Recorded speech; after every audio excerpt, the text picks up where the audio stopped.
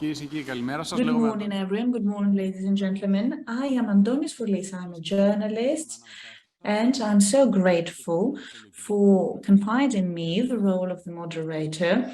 I would like to thank all the scientific organizations involved in various capacities and roles in this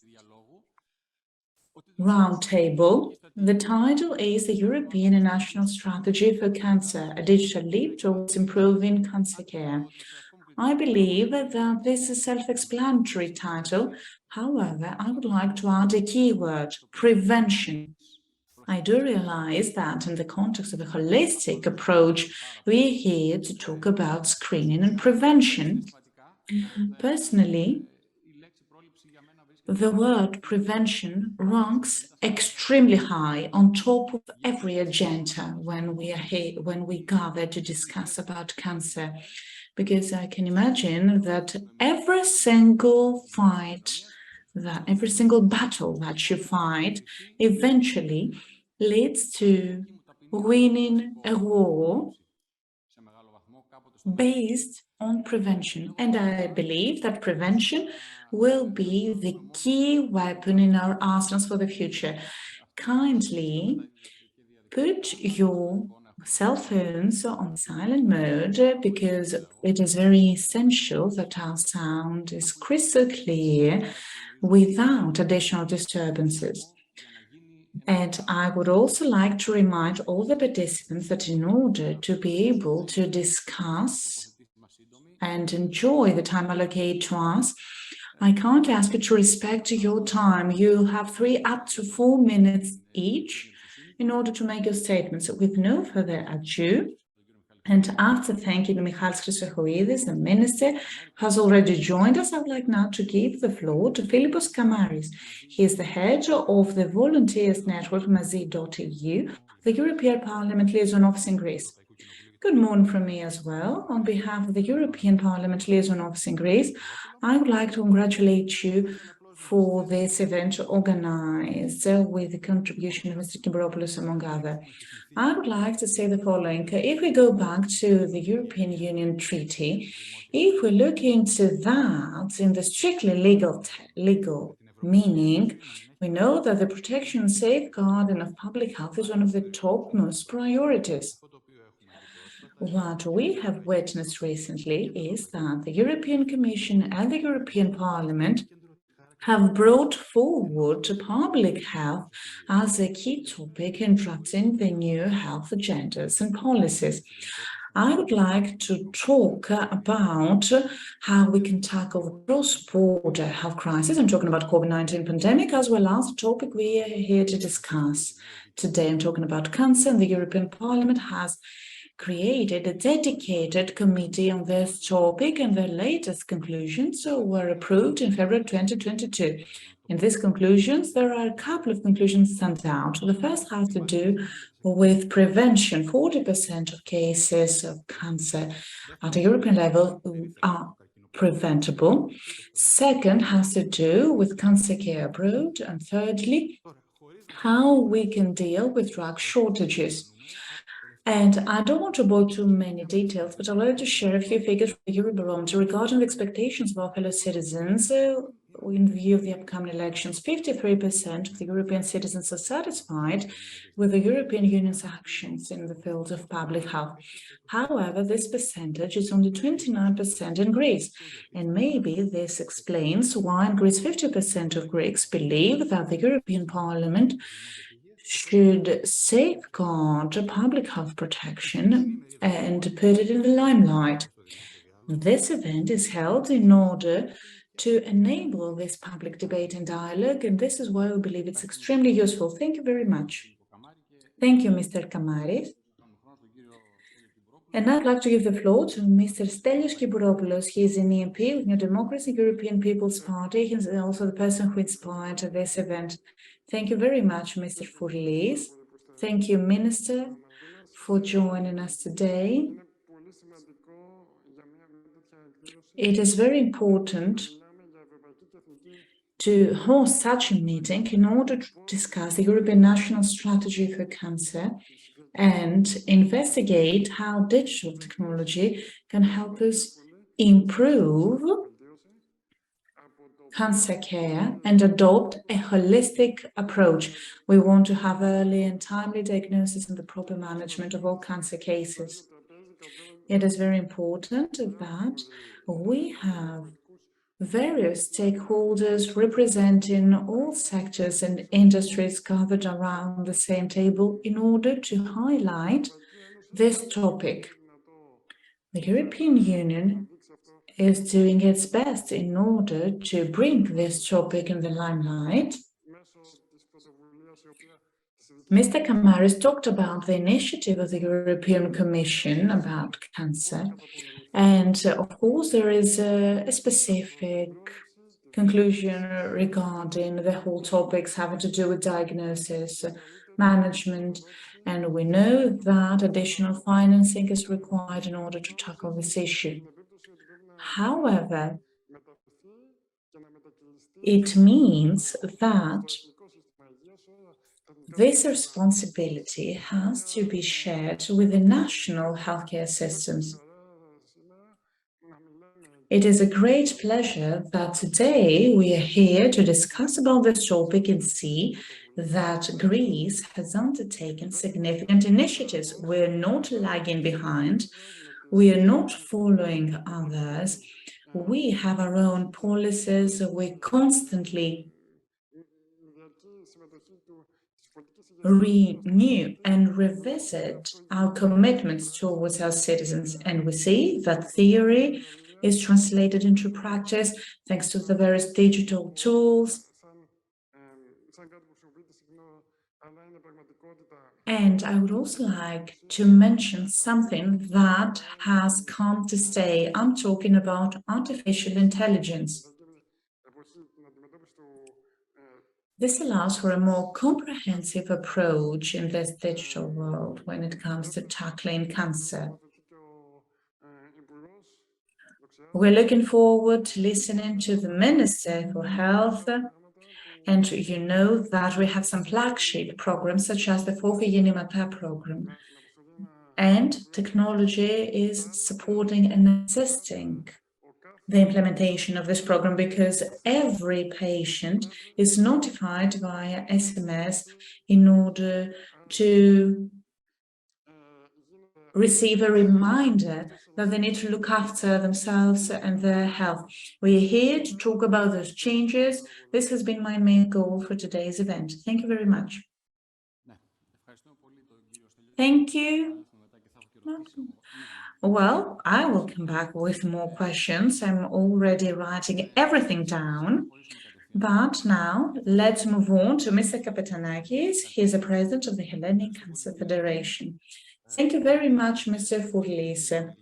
Minister, dear speakers, dear guests, ladies and gentlemen, it is with great pleasure and honor finding myself in this meeting, a meeting of the utmost importance as we are here to discuss the European National Strategy for Cancer, laying special emphasis on the new digital tools. This is co-organized by Mr. Kimbouropoulos. He is an EMP with the European People's Party, as well as the Cancer Intergroup, and I would like to thank you all for supporting this endeavor and all the works and actions you have undertaken during your mandate at the European Parliament.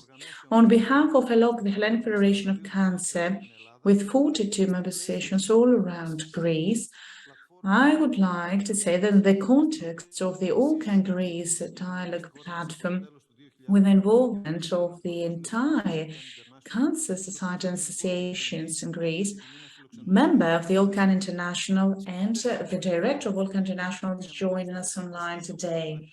Ever since the announcement of the Europe's Beating Cancer Plan, we know that this is a proposal accompanied by all the finance and educational tools in order to enable better understanding of cancer and train both organizations and patients in order to ensure universal and equitable access, all European access to optimal treatment and optimal healthcare services. We want to tackle the insufficiencies and failures of the healthcare systems, and we want to focus on ensuring our patients' quality of life and health. After the pandemic, we know that the digital revolution has arrived. We know that this is a key enabler that will have a serious impact on cancer care. Through the adoption of digital solutions, we're able to bridge their geographic gaps, ensure access to personalized care, and further empower patients with tools and knowledge that will allow them to be actively involved in cancer care. Telemedicine, remote monitoring is an inextricable part of cancer care, as this allows for patients to attend consultations without having to move around Greece.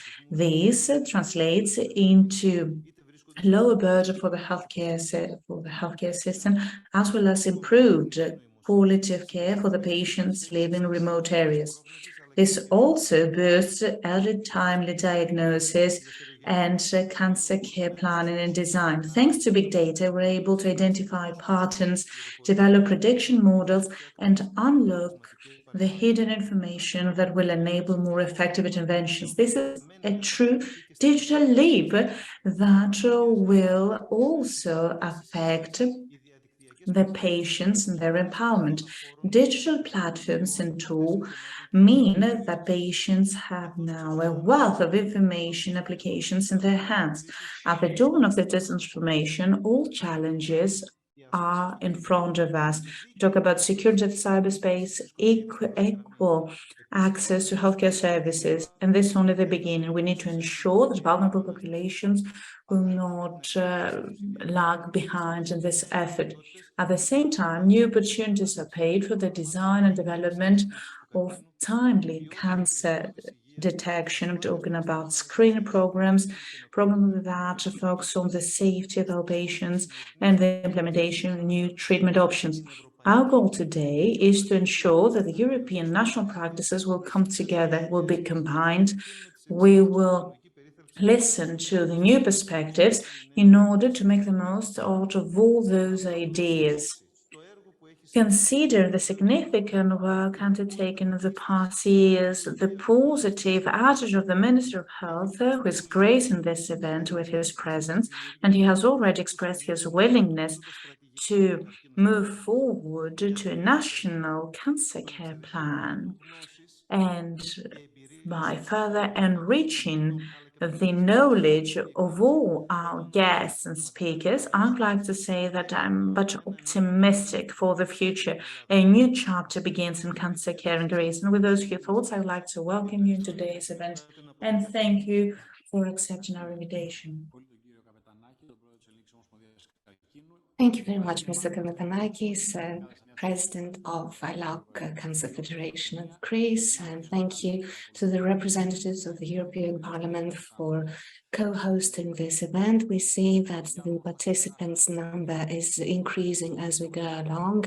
I'm guessing that pretty soon the debate will go beyond the spatial boundaries of this online meeting and the physical space where we find ourselves. It's true that we need to walk hand in hand with Europe, and this is one of the reasons why we are going to play a message by Mr. Schinas, European Commission Vice President for Promoting our European Way of Life, who will be addressing us online.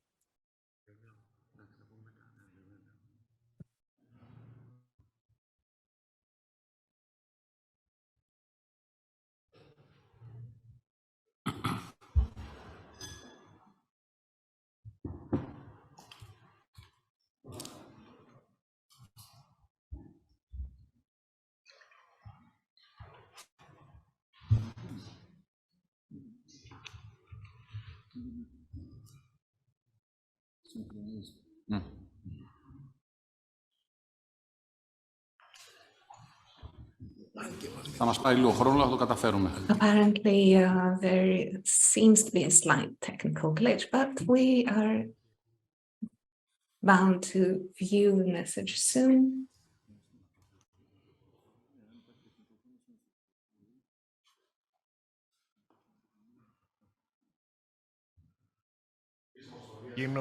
Φίλες και φίλοι, αγαπητέ μου Στέλιο. Dear friends, dear Stelios, sincere congratulations for yet another initiative that highlights the common European and national challenges and action that lies at the heart of what we have come to term a Europe that cares, a Europe that is centering on the human being, on the individual, that is ready to take on the major concerns of all citizens: health, accessibility to healthcare services, to treatments, to medicinal products, to screening tests. These are all definitely issues that need to be met as they coincide with the needs of our citizens. During the Commission's current term, despite the unheard of state of play that we have had to tackle during the pandemic, the healthcare issues, the humanitarian above all issues, social issues, despite all these hardships, we did not diverge from our original targets. We did not bypass other challenges when it comes to constructing a European healthcare. An iconic indication of this effort has been the drafting of a European plan for beating cancer, a very holistic and very ambitious plan that we presented back in December 2021. Let me remind you 3 key points when it comes to its implementation in practice, especially as regards financing, the implementation progress of the Cancer Imaging Initiative, and the setup of the Cancer Digital Center, a digital center aiming at improving day-to-day life for both patients and treated people. As regards the first aspect, we have already approved financing for the Europe Horizon, EU for Health, of course, and the EU Digital Plan with a very high, historically high amount at 4 billion euros. These are all custom-made programs focused at personalized medicine, the use of high-end technologies allowing for both diagnosis and treatment. We have also taken into consideration platforms that promote collaboration among member states, thus creating a common public ground, a genomic platform for cancer and public health, such as Can Heal, that comprises 16 member states, including Greece.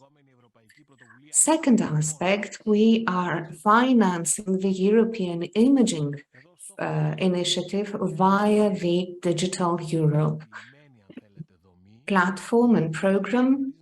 And here we are looking at creating a unified platform that will link different cases one to the other, grouping data in such a way as to allow physicians to access greater amounts of information, allowing them to improve digital technologies and tools that will help us combat this dreaded malady, cancer.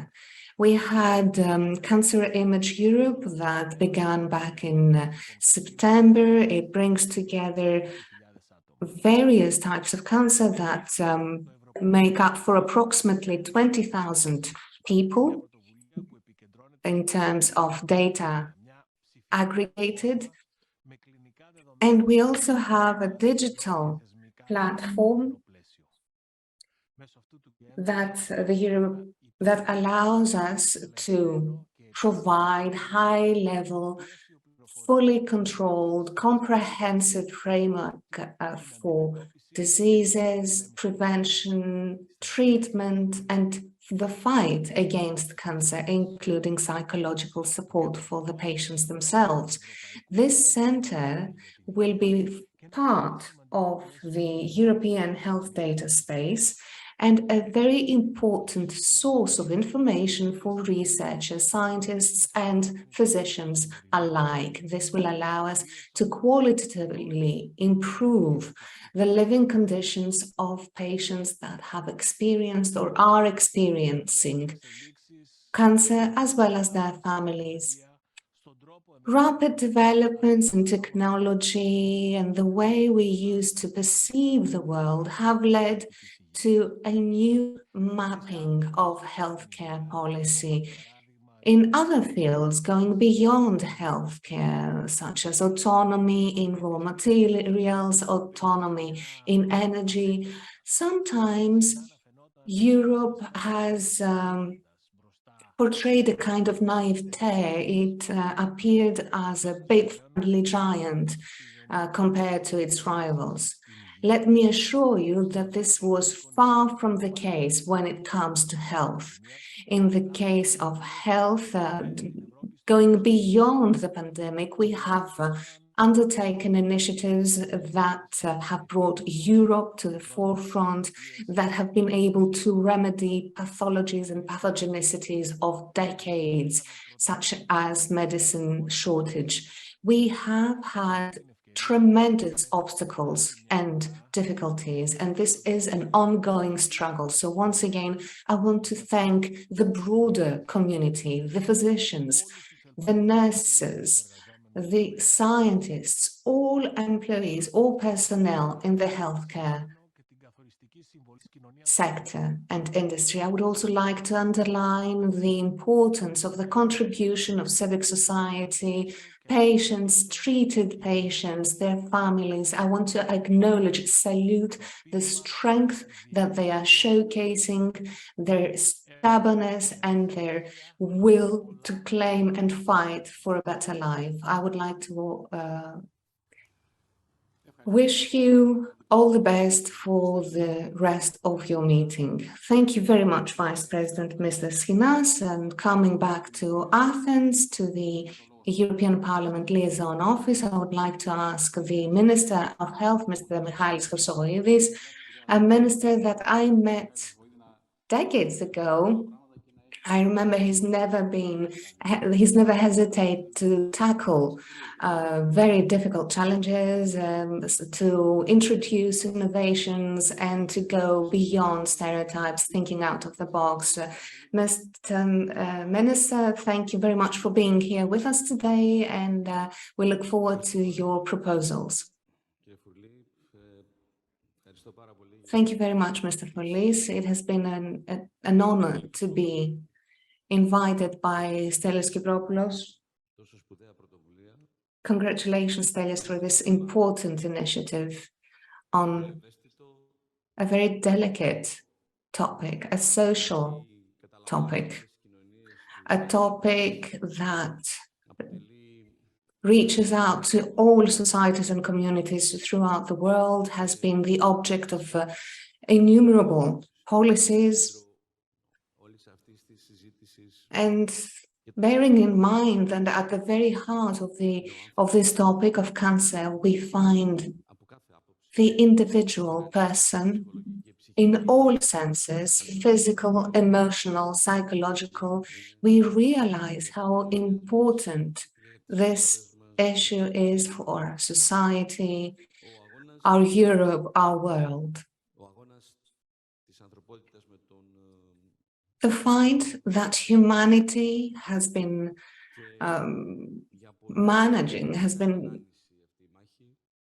trying to take on against cancer has been around since the beginning of time almost, and it has been a difficult uphill struggle. In the past few decades, things have improved. Developments have allowed humanity to become more victorious in certain battles. And there have been developments that, to me, open up a brand new era, and that is technology. Technology as far as I'm concerned, or rather, at the heart of technology implementation, we find health. It is impressive how many technological applications regarding health appear on a daily basis and help us tackle diseases, cancer being one of those pathologies where technology has allowed us to make huge leaps when it comes to diagnosis. We have exceptional new imaging technology. We also have new prevention technologies, all those wonderful programs, the software, the protocols that prevail throughout the globe, our country included, and I believe that Greece is becoming a pioneer thanks to the programs mentioned earlier. And we have with us Ms. Kaliva, the Secretary General for Public Health, who will later on describe to you in detail this national effort, this national endeavor we have undertaken when it comes to preventing, treating, and following up on cancer. So with respect to cancer, we have so many developments, exceptional developments. We have novel agents. We have now proven efficacy of new drugs that allow us to help patients reach a quality of life that was unheard of in the past. And then digital technology and its applications have allowed us, have also contributed by allowing us to extrapolate scientific and political data when it comes to how to tackle and manage this disease. I would like to say a couple of words that may sound very political, but they're also very practical about the next steps to be taken in our country. We are faced with challenges that need to be resolved as soon as possible. First of all, the National Cancer Registry, which is an issue, a registry, a National Cancer Registry that will bring together all cancer cases. This is something we don't have nowadays. It's a huge deficit when it comes to our policies. It is under the umbrella of digital transition, and I'm hoping that soon we will have it at our disposal. We know that implementing recovery fund programs comes with strict deadlines, and this is something that will enable us to fully comprehend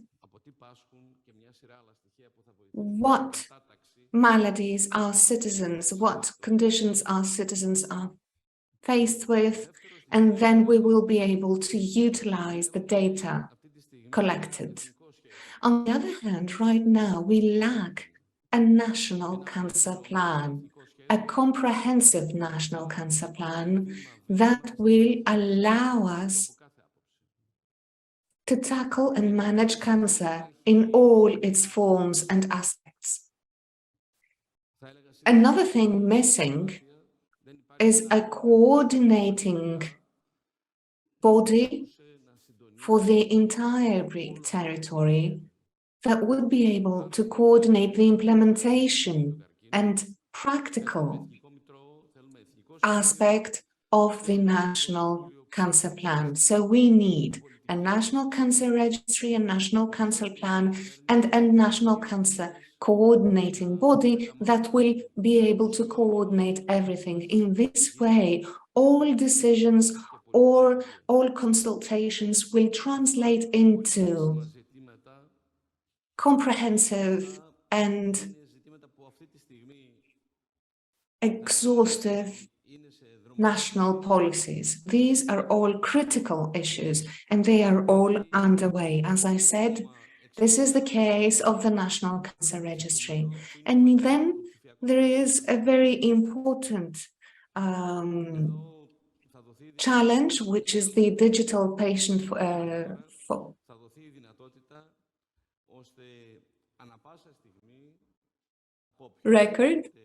health record that will allow all treating physicians to gain access to a full image of a person's health.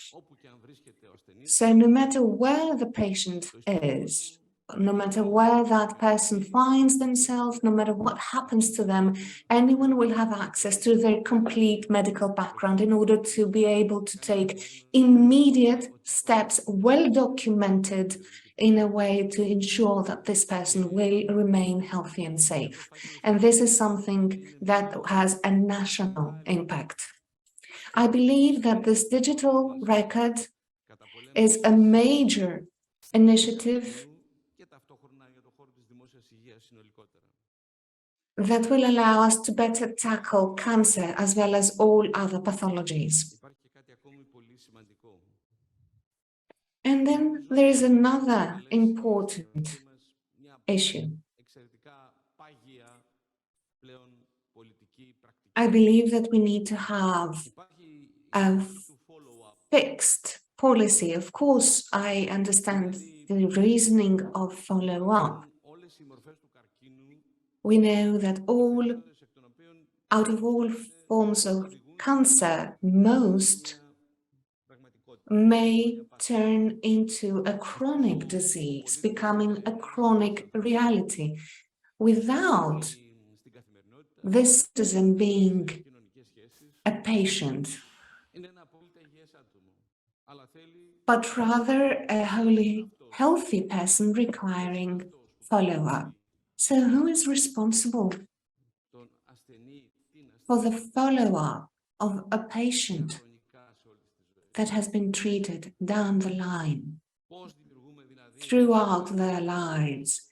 How can we use the national registry, national planning to set up centers, dedicated centers that will regularly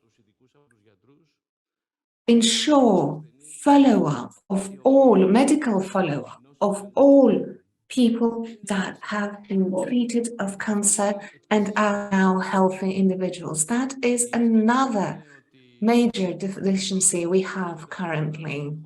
And I believe that we need to come up with reporting centers throughout the Greek territory. There are some services, but they're still taking their first steps. But I would like to see a mandatory follow-up, a digital follow-up that will allow us to create a healthcare cancer map. And this is where digital applications come into play. They're very helpful. And then there are two more questions. The first has to do with the support that we need to provide cancer patients in all ways, not just the following up I mentioned. They require moral, psychological support that goes beyond the family, which is currently the target. It spreads out to the state itself, the state needing to come up with measures, incentives, opportunities awarded to the immediate environment of the patient or treated individual, so that this support is felt practically.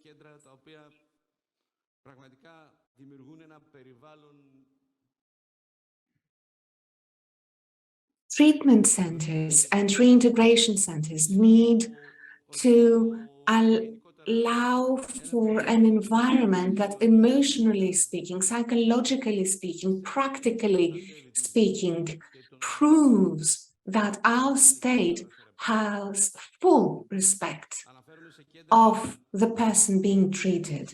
And I'm referring to centers of chemotherapy, radiation therapy that need to be established in our country. I've got plenty of thoughts thereon, but now is not the time to go through them. I hope that soon they have reached a maturity level that will allow me to announce them to you. I want to link treatment, reporting centers, and digital applications in order to come up with a full imaging, a full comprehension, a comprehensive management of patients and different cancer types in our country. In conclusion, as regards novel treatments that I've mentioned before, it goes without saying that Greece is open to all innovative, novel treatments that oftentimes make the difference compared to previous eras, treatments that render our patients healthy and able to live a life of good quality. I strongly believe that by implementing in the near future the European HTA health technology assessment mechanism, we will be able, through the common European assessment and using this wonderful instrument, to introduce to our country novel treatments and protocols in order to avoid delays, misunderstandings, mishaps in cancer patient healthcare. These are all a priority for our ministry, for our government. We are focusing intensely on digital applications and their implementation in our country. We have been very fortunate to have acquired the support of the Recovery Fund. And at the same time, the ministry's policies introduced via the National Council and the new National Cancer Plan will enable our government, our institutions, the entire Greek community and society to move forward. It is a deeply social concern, a deeply human concern, and at the same time, it is a deeply political concern in the sense that political leadership at all days, at all times, needs to provide the policies, strategies, instruments, measures that will contribute to a healthy society. Thank you very much. Thank you, Minister. Thank you, Mr. Chrysochoidis. We have now completed the introductory remarks session. I believe that political leadership has perceived all the red flags that have been raised constantly. So we do have the political will. They are willing to listen to needs, and they are willing to do what it takes to move forward. So it is up to the rest of us to explore the ways and the how, and make our proposals more concrete in terms of the actual idea that will lead to the implementation and will make a difference. And we'll now proceed to our next session. The first session is entitled The Progress, Challenges and Perspectives of Greece when it comes to cancer care. Now, let's see what happens here in Greece. What has changed? Why we're still lagging behind? Europe says we do have a European plan, rather. Ms. Fofokaliba, she is the Secretary General of Public Health of the Ministry of Health. She is the first speaker of this session. What we expect to hear from you, Ms. Kaliva, is the strategy of Greece. See whether we do have a strategy, what is it all about, and we're looking forward to finding out whether this national plan will be adopted to the European plan. Has this progress started where we're standing today? Thank you so much. Good morning. Just like all the previous speakers already said, I would like to express my gratitude for inviting me to join you in this discussion about the progress, challenges, and perspectives of Greece in cancer care. Just like the previous speaker said, we know that cancer is a topic relevant to, inextricably linked to public health, and it is a major point of concern for the society. So the Ministry of Health has a national plan. The minister has already talked about it. He stressed the various topics and issues that emerge when addressing this complex issue. The question is, how should we move forward? Well, we're moving forward with programs that rely on clinical protocols and make the most out of digital technologies. Over the past years, Greece is making the most out of those technologies and is doing its best in order to establish the right framework to beat cancer. Various projects are underway in various phases of implementations aiming at addressing the disease. Those programs have to do with prevention, screening, early diagnosis, top quality cancer care using the right digital tools. I would like to indicatively mention the digital application called Σύμβουλος Υγείας, Health Consultant, that will lay emphasis on raising awareness among the broad public, as well as the various national screening programs for breast cancer, cervix cancer, and colorectal cancer. Those programs have been designed with a view to timely detecting and diagnosing the disease in order to ensure better prognosis for our patients. The data that will be collected thanks to those screening programs will feed another program that is underway. I'm talking about the digital transformation of cancer patients' management and care. This is a project that focuses on personalized and more effective care and monitoring of cancer patients, both at an inpatient and outpatient setting. At the same time, various other programs are underway, talking about the digital transformation of our hospitals, cancer patient registries, and telemedicine. All those programs will give information that will be entered in the electronic health records, and this means that healthcare will go digital. This will ensure better quality of care and consistency and continuity of patient care. At the same time, we aim at ensuring top quality data valuable for scientific research purposes as well as for policy design purposes.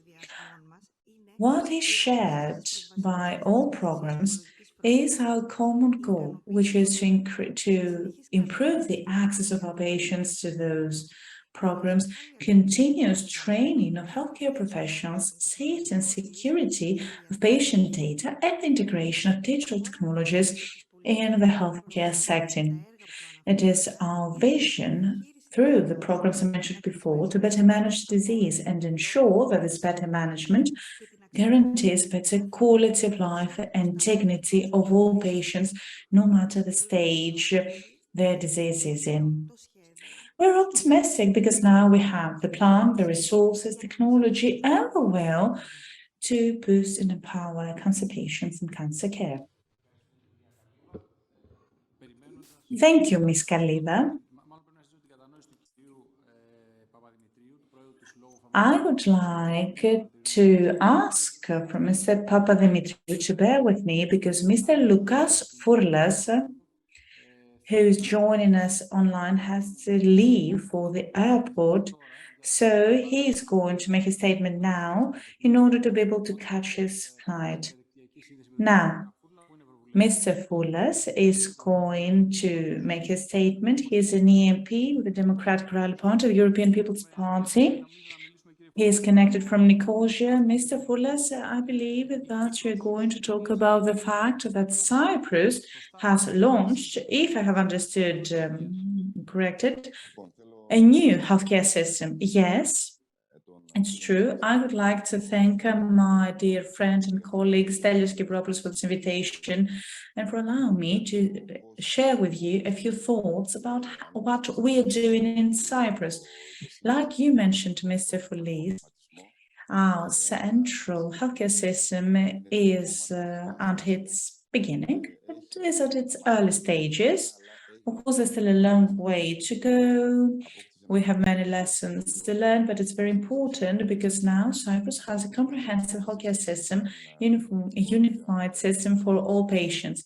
Over the next few minutes, before I leave you in order to catch a plane for London, I'd like to share our experience of the European Parliament, an experience shared by myself and Mr. Κυμπουρόπουλος.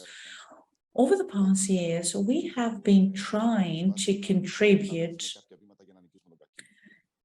with our knowledge in order to find ways and tackle cancer. We have the 5-year-old Beating Cancer Plan that was the outcome of restless work undertaken by all EMPs.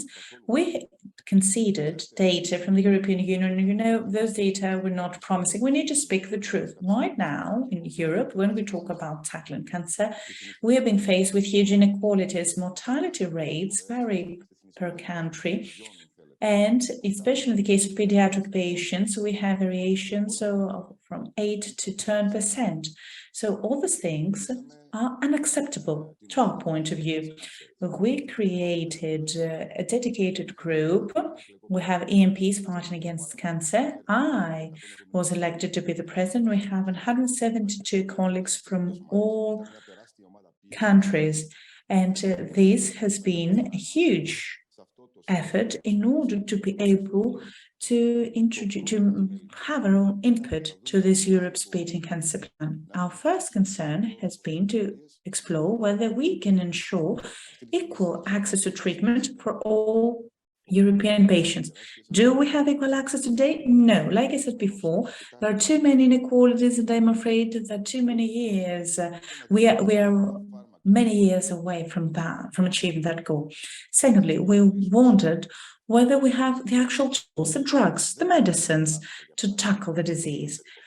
I would like to say that currently no pediatric cancer patients' drugs are being manufactured, and children have to go through chemotherapy, receive chemotherapy drugs for adults because no pediatric appropriate drugs are available. So you do realize how significant those challenges have been.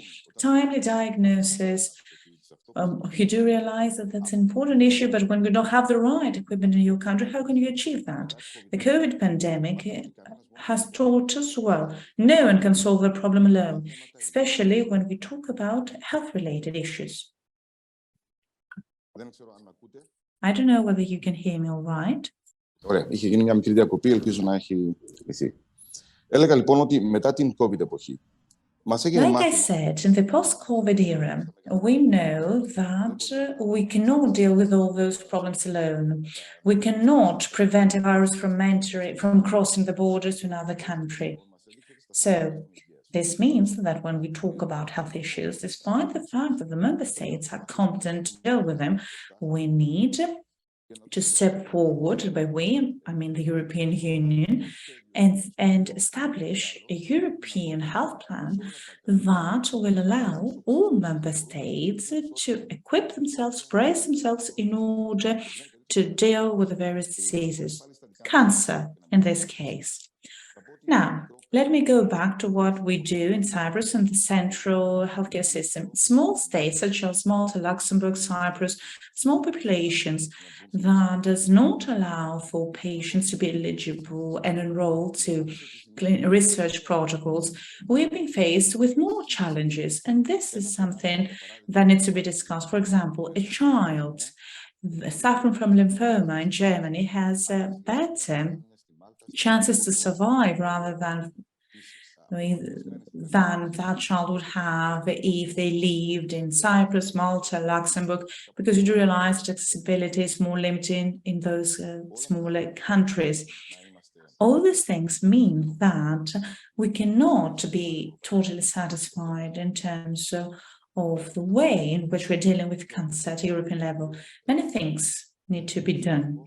And I'm happy because of the European Parliament, our goal in our working group, we hope that by the end of our mandate, we'll be able to have finalized some things, including equitable access to treatment. We have patients in Cyprus, Greece, Bulgaria, Romania, or elsewhere. It is unthinkable having people dying because they simply don't live in another country. I would like to thank again my colleague Stelios Kiburopoulos for this invitation. I don't know whether it has already been mentioned, but I would like to say that we're very proud because Stelios Kiburopoulos has been awarded as the EMP of the Year for health issues. This is quite honoring. It is indicative of the importance of those topics for us, both in Greece and in Cyprus. Like I said, our healthcare system in Cyprus is at its early stages. We try to ensure that we have all the healthcare professionals we need, that we tackle the various pathogens of the systems and tackle the various challenges about the treatments that cannot be offered to Cyprus, meaning that our patients have to travel abroad. So those people have to travel abroad. This entails huge financial burden.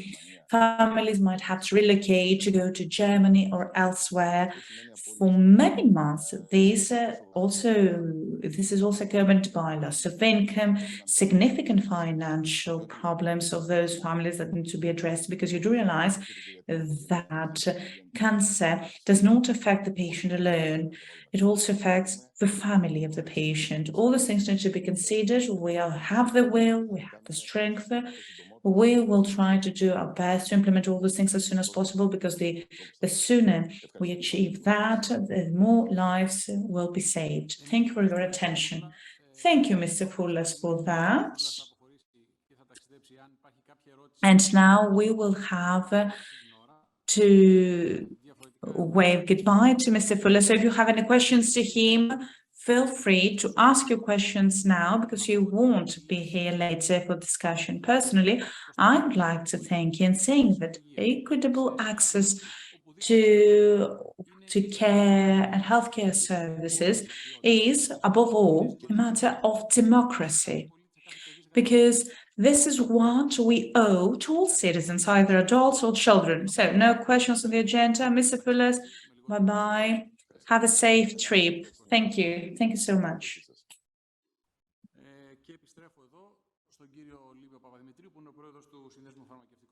Coming back to Mr. Olympios Papadimitriou, President of the Hellenic Association of Pharmaceutical Companies, at the very forefront, at the front line of anything that has to do with technology and developments. I know I've heard about gene therapies, cell therapies. I know that people are rushing towards those novel therapies at a very high cost, however, not just in Greece, but in the world. So could you tell us how you're going to go about this difficulty? Good morning, and thank you very much for the kindly invitation to represent our association's fair in this event. And a year ago, we were at this very same hall with the previous political leadership, and we were discussing the need for a national cancer strategy, always based on the European cancer plan, which has been around for a while, as previous speakers have pointed out. I should say that we have been both joyous and optimistic recently, because there has been declared will on behalf of the Ministry of Health to move forward to a national cancer plan. And it is a fact that we are hopeful that this will come around sooner rather than later. At the same time, we need to acknowledge some initiatives that have been undertaken by the ministry, such as the ECOFIN program that has to do with sending medicinal products at home, at the home of patients, so delivery. In order to reply to a question raised by Mr. Furley, let me just say that we have come up with a task force, a work group rather, in SPE regarding national strategies and the National Action Plan for Cancer. And we interact, we exchange viewpoints with all stakeholders, which I believe are all represented here today. And we have come up with 3 important immediate priorities, because tackling cancer is a huge healthcare concern, perhaps the largest one that public health is faced with today. At the same time, it is also a day-to-day problem, which means that we need to prioritize concerns, and I'm glad to see that our top-ranking priority coincides with that of the ministers, and it is none other than the launching of the National Cancer Registry. As the Minister of Health mentioned before, it is well known that if we cannot record, if we cannot gauge and measure, it is impossible to tackle anything. And this applies, of course, to all major diseases that have an impact on the health and healthcare of our country. So the completion and launch of the National Cancer Registry would be our top priority. A second priority would be an assessment and reimbursement framework for biomarker testing. I believe that this will definitely improve the lives of current cancer patients. And third, but definitely no less important, also mentioned by the minister, we need to strengthen the healthcare system, coming up with new structures that will help cancer patients better manage their day-to-day lives. I know we all agree that cancer is a huge problem requiring a holistic approach that should not be short-term, but rather long-term. We need a policy on prevention, on early diagnosis. And of course, the priorities that we set forth, such as the registry, are related to all that. We need to take all the necessary steps, and we need to ensure that there will be continuity to all that, because unfortunately we see beautiful initiatives launched and then pepper out. I don't know, the funds may be run out, or the personnel, the people staffing it change, and they just fizzle out. And these are long-lasting problems, so we need to have a continuous solution, something that will not fizzle out and die. As we know, there are new treatments being introduced in our country, gene cell therapies, and the question we raised is definitely a hard one. Yes, it requires high costs for all healthcare systems in order to fully meet the needs of their patients, especially regarding these novel therapies, gene and cell therapies.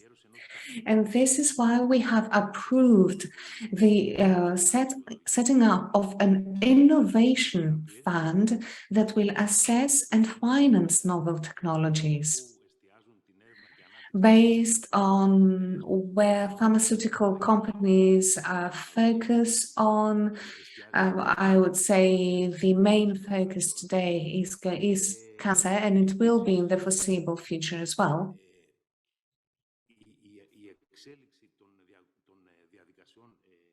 Moreover, the development of health technology assessment methods and protocols will add to the financial burden of novel technologies. Nowadays, we've got the innovation, we've got outcomes that these technologies are showing that make it impossible for us to not focus on these novel technologies and how to bring down their cost for the average citizen. We have evidence-based outcomes in countries such as Germany, the UK. We know that most HTM reports also refer to such data.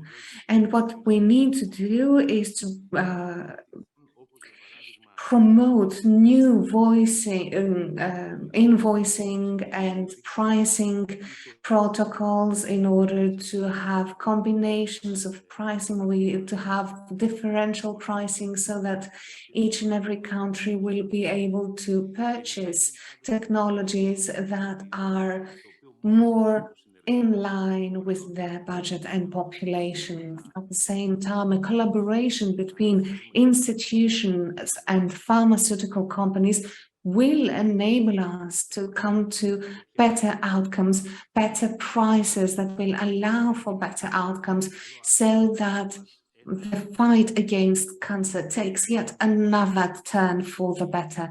We know that this is a chronic disease we're dealing with. One, however, that has a starting point, an ending point, and does not necessarily need to radically impact the lives of patients and their caregivers.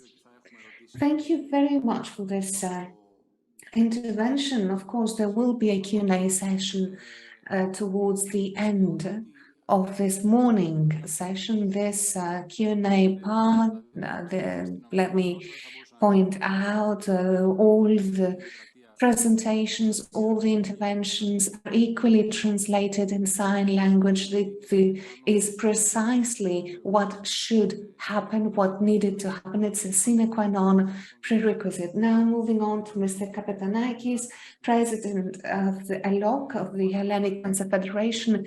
The political leadership spoke of a commitment, political will and commitment. Does that commitment sound sufficient to you? And what could you contribute to that? What is your part? What is the part that patients can play? Is there anything that you can do in order to meaningfully contribute to the design, planning of policies, measures, and not just be the recipients of complaints afterwards? Thank you very much for this question, and linking what I would like to say to everything that has been said before.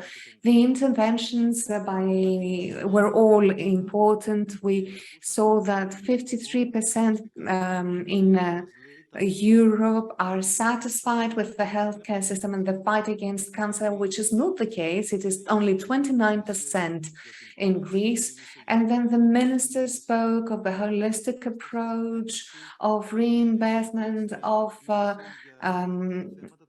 reintegration. HTA raised a series of concerns that are very important and also key components for any national cancer plan.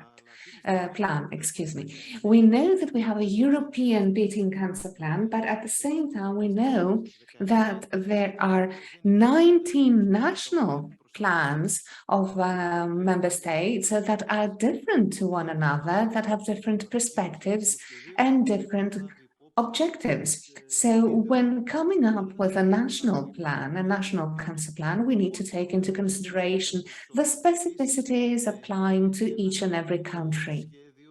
And we also know that a national plan, in order for it to be successful, it needs to include all stakeholders. All.Can, last year, the oncology community in Greece in January presented a report with taking into consideration all challenges and hardships in Greece when it comes to oncology and cancer care. So this is precisely what we're going to continue doing. And the minister also spoke of, I'm not sure whether it was the minister, somebody mentioned, Mr. Skinas, the Vice President of the European Commission, mentioned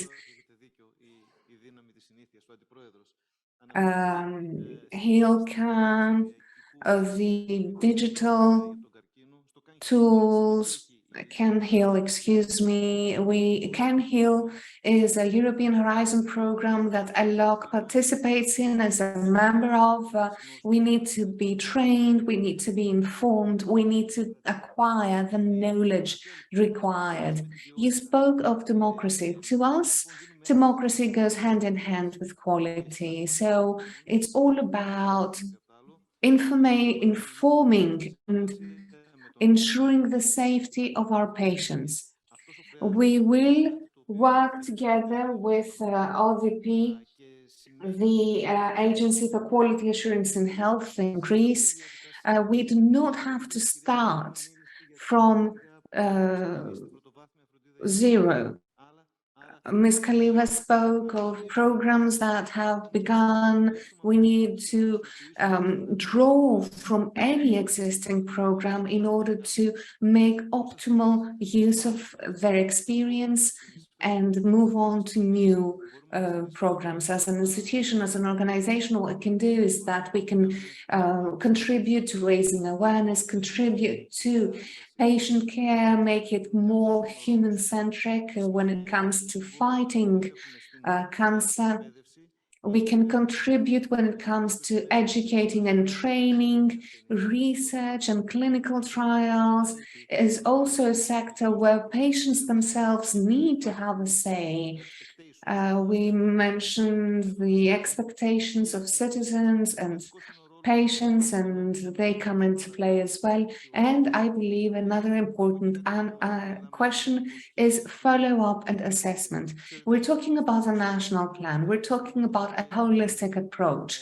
These are keywords that seem to not cover some aspects like reintegration in the labor market, or issues that make it difficult for people that have been fully treated to re-enter social life. And the minister spoke of that. We want to be able to help patients that have been treated, former cancer patients, so that they become once again fully active, financially, productively, when it as fully as all other citizens, healthy citizens. So I believe that political commitment is, of course, key to having a political plan, a national plan, but it also takes all other stakeholders and their involvement. Thank you very much. And now, having listened to the patients and the other stakeholders, I'd like now to give the floor to the doctors. We'll start with Ms. Zenia Saridaki. She's the president of the Hellenic Society of Medical Oncology. I have listened to you numerous times in the past talking about precision oncology, the upgraded opportunity offered by new tools, new technologies, biomarkers testing, etc. The question is, what's the status? What's the situation in Greece? We keep listening to things such as Greece is lagging behind, we don't have the resources, etc. But are we moving any forward, I wonder? And which are the steps that need to be taken next? Okay, thank you, Mr. Kiburopoulos, for hosting this event an event that is organized thanks to your sensitivity. And it is wonderful that we, the scientists, are given the opportunity to attend, because we medical oncologists are the physicians who are standing by cancer patients. Things are going rather well, but of course, more things can be done in order to ensure that things will go even better. Precision medicine and oncology has arrived as a reality of the past years, and the equal access of all patients in also innovative treatments is something self-explanatory, something that goes beyond any consultation or negotiation. In order to achieve that in Greece, a few steps need to be taken. First and foremost, biomarkers. It is a great pleasure that practically all speakers so far have talked about biomarkers, and this shows that we're all the same side history, because we know what needs to be done. And I'm so happy to see that people are willing, representatives of the state are willing and acknowledge the fact that we need to establish biomarker testing, because biomarkers are an expensive type of testing that gives us valuable information about who patient is eligible to receive the right treatment. Over the past years, this list of biomarkers has been updated only twice. We don't have very many biomarkers available, and in order to ensure that patients in Greece are not lagging behind in terms of access to this innovation over the past years, through 21 programs that are being funded by pharmaceutical industry and our society, we are able to offer this testing to more than 7,000 cancer patients in Greece. Those tests, the cost of those tests amounts to €6 million. This is only a first step that will lay the foundation for its continuation. All that in combination with the constant discussions we have with the Greek state, because we want to include all the biomarkers we need on the national prescription system. And of course, we want this list to be updated on a regular basis, because developments are always on the agenda and are already underway. Now, when it comes to the cancer registry, we have already listened to the minister talking about that. I believe that we're now in the final steps before reaching the full implementation of cancer registries. This is an amazing step, because this will allow us to draw primary data on cancer.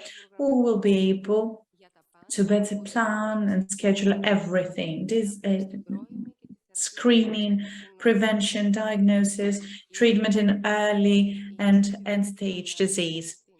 Our collaboration with the previous administration of the ministry and the current administration of the Ministry of Health has always been excellent, and we're in close collaboration in order to move forward with this development. I have the honor to be in charge of the working group on the National Cancer Registry in Greece. Our deliverable was the parameters, the criteria, the parameters that need to be included in this registry. This process has been completed. We're looking forward to the implementation of this registry. I hope that this will not delay a lot. Now, our society understood early on how important it is to go digital in order to provide the optimal care to cancer patients. We funded, with the support of the pharmaceutical industry, the creation of electronic cancer patient registry. So it's the first OncoEHR in collaboration with the Dataverse company. It is an electronic health record that has already been implemented across 100 oncologists for members, and this is something that is currently being used by our members. It is a patient-centered and pseudonymized record, that has the possibility to be interconnected with other electronic services, IDICA, as well as many more records or type of files that would be selected by the state. Which are the challenges? What needs to be improved when it comes to the second part of your question? Of course, we want to extend and expand access of our patients to biomarker testing because this will allow for equal access of our patients. If you're asking for one thing to be implemented, this is the thing I would choose. At the same time, I believe that we need to invest more in new technologies and innovation. We need to opt for quality-related accreditation in order to ensure top-quality services. We want also to establish collaborations with organizations, societies abroad. We want to ensure that more clinical trials run in our country. We need to ensure openness. We need to ensure closer collaboration among the healthcare professionals, and of course, collaboration among all stakeholders, such as the ones we see gathered here today. Otherwise, we won't be able to move forward. Thank you very much. Thank you, Ms. Saridaki, for this first round. So, you stress the importance of biomarker testing. Mr. Athanasakis, you know that those are quite expensive. Mr. Athanasakis is an assistant professor of health economics at the School of Public Health at the University of Western Attica. You do realize that the implementation of extensive biomarker testing requires funding, careful planning and design. And recently, we had another case for cancer monitoring through satellite technology. What does it mean? Is it a tool? Is it something that will actually make a difference? Well, thank you for your question, but allow me to start by thanking Mr. Kimbouropoulos for organizing this event, and of course, Mr. Kapetanakis as well. It is very important having all the stakeholders of the healthcare system gather around the same table in order to discuss freely and openly without any biases from our various capacities. What we want is to ensure that policies are better designed in order to be more effective. This is actually an investment. Of course, I am tempted to give you an answer about biomarkers. You said before, yes, biomarker testing is not a routine blood test. But I believe that we need to consider the cost and benefit ratio before giving an answer for biomarkers. Biomarkers is something that will guide decision-making for treatments that are even more expensive. So there's something that needs to be carefully considered. Recently, I attended another stakeholders meeting that provided a consensus about how biomarker testing needs to be assessed and considered in the healthcare system. We're more than open to consider that for various reasons. On top of all, I would like to talk not only about expenditure, I would like to focus on access. Because, you know, when we have a system with so high private expenditure, it's something that needs to be addressed. I'm glad that everyone perceives that. I have had the relevant statements by the Prime Minister, the Minister, various other associates of theirs about how we can tackle inequalities. So mutual recognition of the problem is a very good first step. We're on the right track. Now, health policy today, as we heard from the Minister, from the Secretary General, should be data-driven, evidence-based, call it as you may. We need to have policies relying on data and evidence. Evidence is nowhere near perfection if we see that from the perspective of physicians, but we need to rely on the data and evidence we have available at the moment they are available. And actually, their amount is not negligible. In 2015, in collaboration with AOP, we provided a first estimate to Greece about the cost of cancer that had to be borne by the public healthcare system. We talked about 270 million euro per year. So if you also calculating that private expenditure that accounts for 35 to 40% of the overall expenditure, this means that this amount rises as high as 1.15 billion euro per year. So you do realize how significant those amounts are. It was with great pleasure listening to the minister talking about a very socially delicate issue. I'm talking about supportive or other forms of care about cancer. Cancer goes beyond surgeries, hospitalization, and drugs. We talk about the comprehensive support and burden that is borne both by the patient and the families. They need to be supported to return to work, to get back to normal, to continue with their life. But things like that are not available for patients.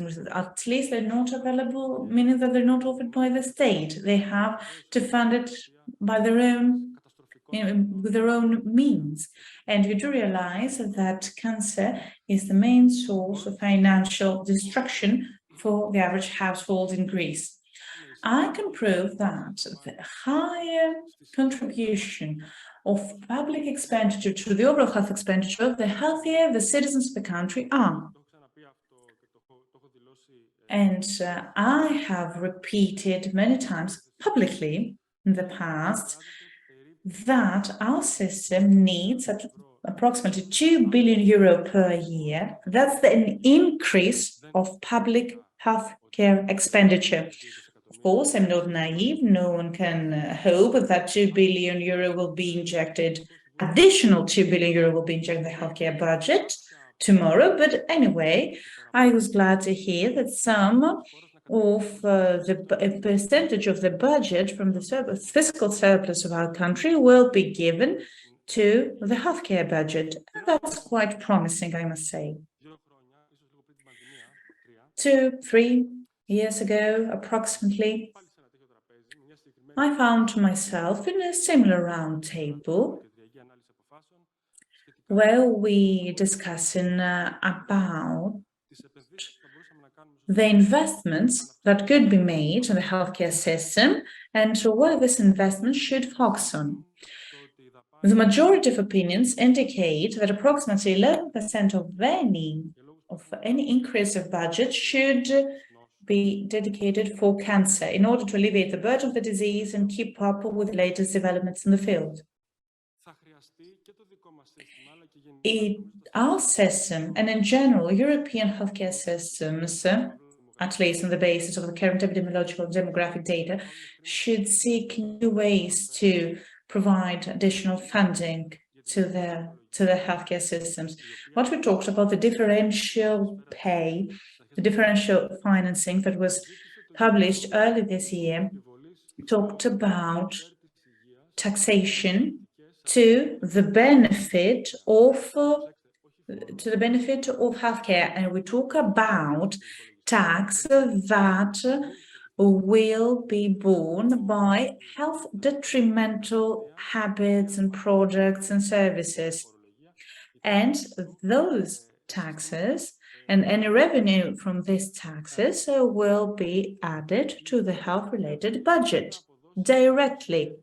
This is a policy that will yield up to 571 additional million euro in our healthcare system. A part of this budget needs to be spent on cancer. I'm talking about the entire spectrum and continuum of the disease, not a couple of things only. A part of this tax could be given to support the Doxiadis program, and then this program could be funded by such a state mechanism. Right now, it's not funded entirely by the state, and all the previous speakers said that we need to focus on two things. First of all, we need to create the data and the evidence that we need. The fact that we have electronic health records and we want to go as far as big databases, those things are necessary. We need to be open to new ideas. The public healthcare system is necessary. It has been built to serve very specific needs. We want everyone to have access regardless of their financial means and situation. Given that has already been created, this system needs to be supported through our resources, constructive criticism, and new ideas. Thank you very much.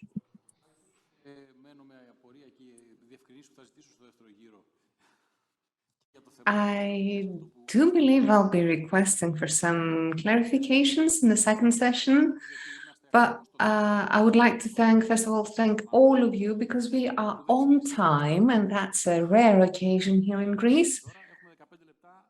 So we have a 15-minute break right now, and we will come back in 15 minutes' time with the second session.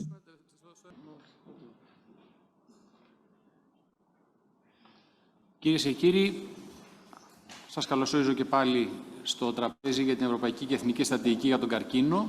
Ladies and gentlemen, welcome back to this round table on the European National Cancer Strategy, a digital leap towards improving cancer care. This is a discussion that was put together following the initiative by Mr. Stelios Kimbouropoulos from the EPP, a discussion that concerns all of us, the political leadership, scientific researchers, the medical community, pharmaceuticals, anything that pertains to medicinal products and care. And of course, that concerns all citizens. I would like to encourage and implore each and every one of you to ask questions, always being as concise as possible in order to have a swift exchange of opinions and viewpoints. Before starting off with the second session, we have two questions from the first session, one directed to Ms. Fofokaliva, Secretary General of Public Health of the Ministry of Health. We spoke of planning, designs. It's all a bit theoretical, so I would like to ask you for a specific example, well understood by everyone. What has been done so far? Could you provide us with the example? We know of the Fofi Yenimata program, which is emblematic, which is iconic, and has been hugely communicated by mass media in Greece. It cut through timely procedures, and we know that you have invested a lot as the Ministry of Health. Did Greek women respond? Did they come in the framework of this program?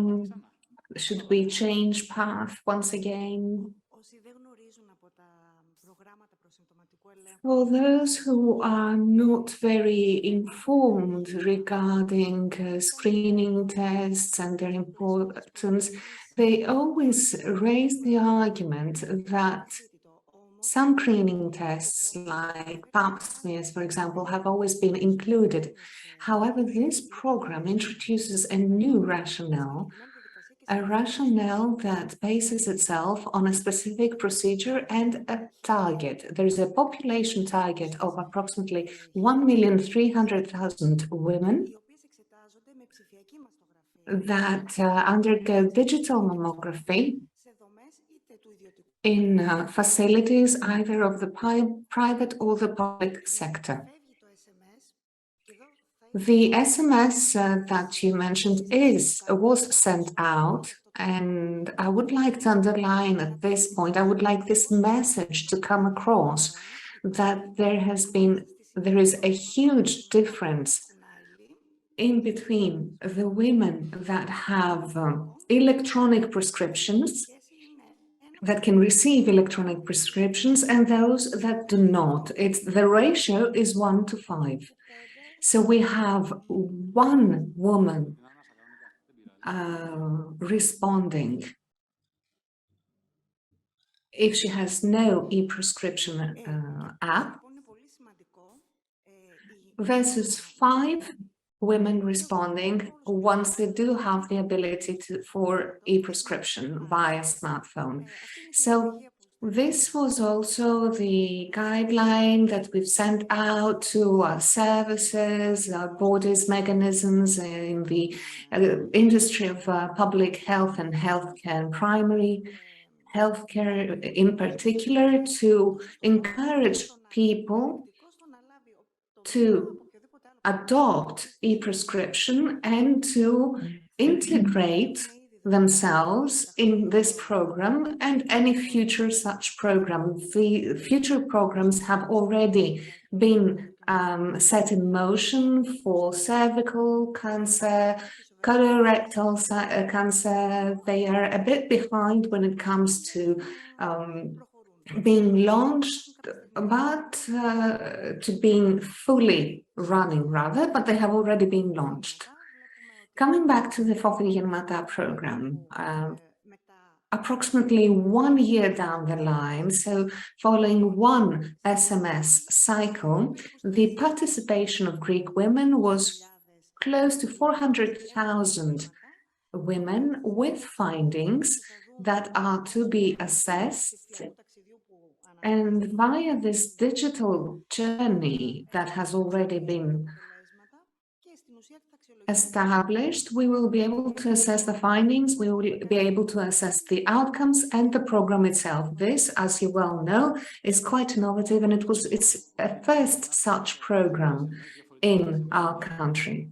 So what I am taking note of is that we will be able to have future cycles of SMSs, and I would say that each Greek woman, whether she receives an SMS or not, because we shouldn't wait for an SMS, although nobody is disputing the usefulness and necessity of such an SMM, all women, however, should not delay checking themselves out, especially in order to prevent breast cancer.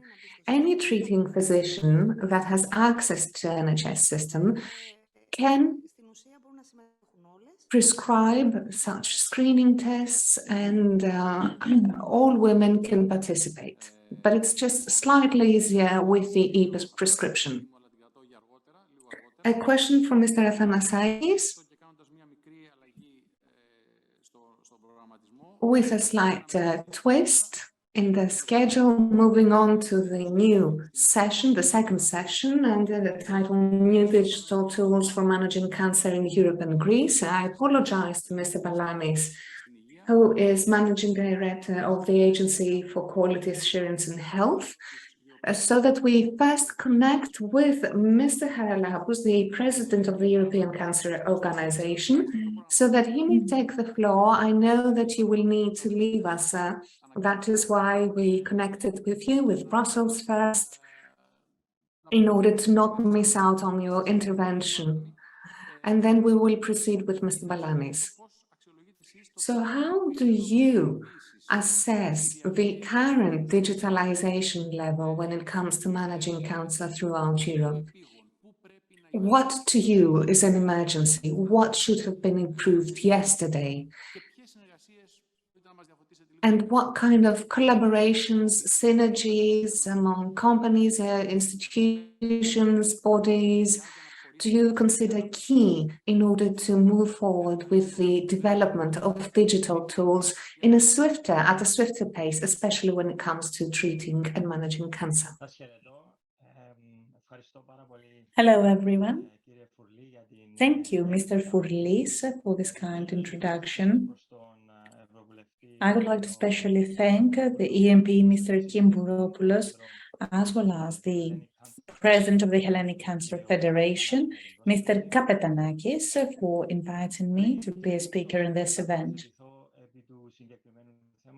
Before answering your question, I would like to say a few words about who we are, what the European Cancer Organization is all about.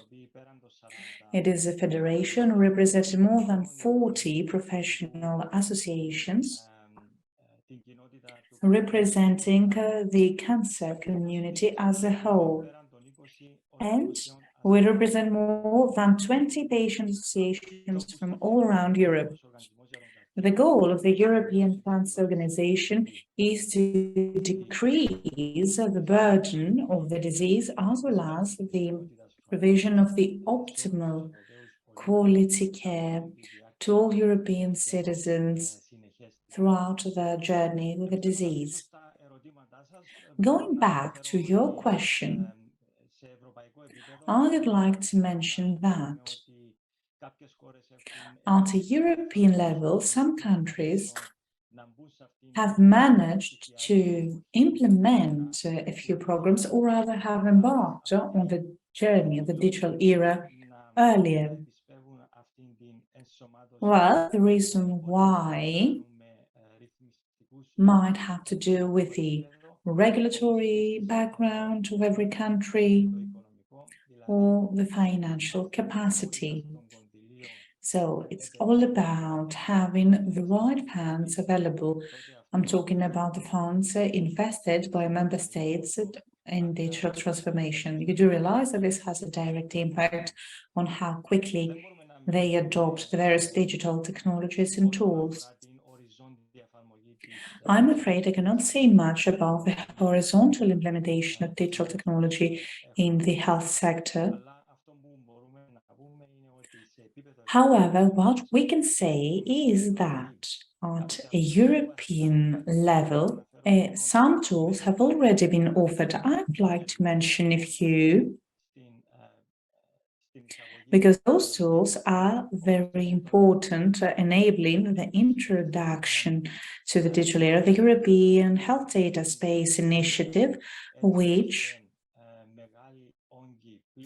allows for vast volumes of data and information to be used and transferred in order to improve the quality of care, expedite the diagnosis process, and serve the various treatment and research purposes. We also have the digital competence framework, because you do realize that no one can embark on this digital journey unless their personnel and staff is familiar and adequately trained on those tools. So this digital competence framework lays the foundation so that everyone involved in the healthcare sector receives the right training and to become more familiar with the latest developments. We want them to have all those competencies and skills developed so that they can serve their purpose. Another important initiative that is quite relevant to those I described before, and things that fall within the European Beating Cancer Plan initiative is the European Cancer Imaging Initiative, which allows for the collection and dissemination of digital images coming from various diagnostic tests. Those images undergo digital processing, so they become digitally available, and they can be used for research or other purposes among the various member states. Now, your question was asking what should have already been done in order to accelerate the integration of digital tools. I'm afraid that I cannot mention a single thing. It is a matter of comprehensive and concerted effort across various levels. As it has already been mentioned, there are numerous European tools that can help us. Nevertheless, the European regulatory framework needs to be amended in order to integrate all those challenges that stem from this digital transition. We have patients, people affected by the disease, and those people need to be at the heart of everything we do. Every effort undertaken needs to be designed in a joint way with the involvement of patients and healthcare professionals, because the professionals that will implement those digital tools need also to consider the patient's perspective.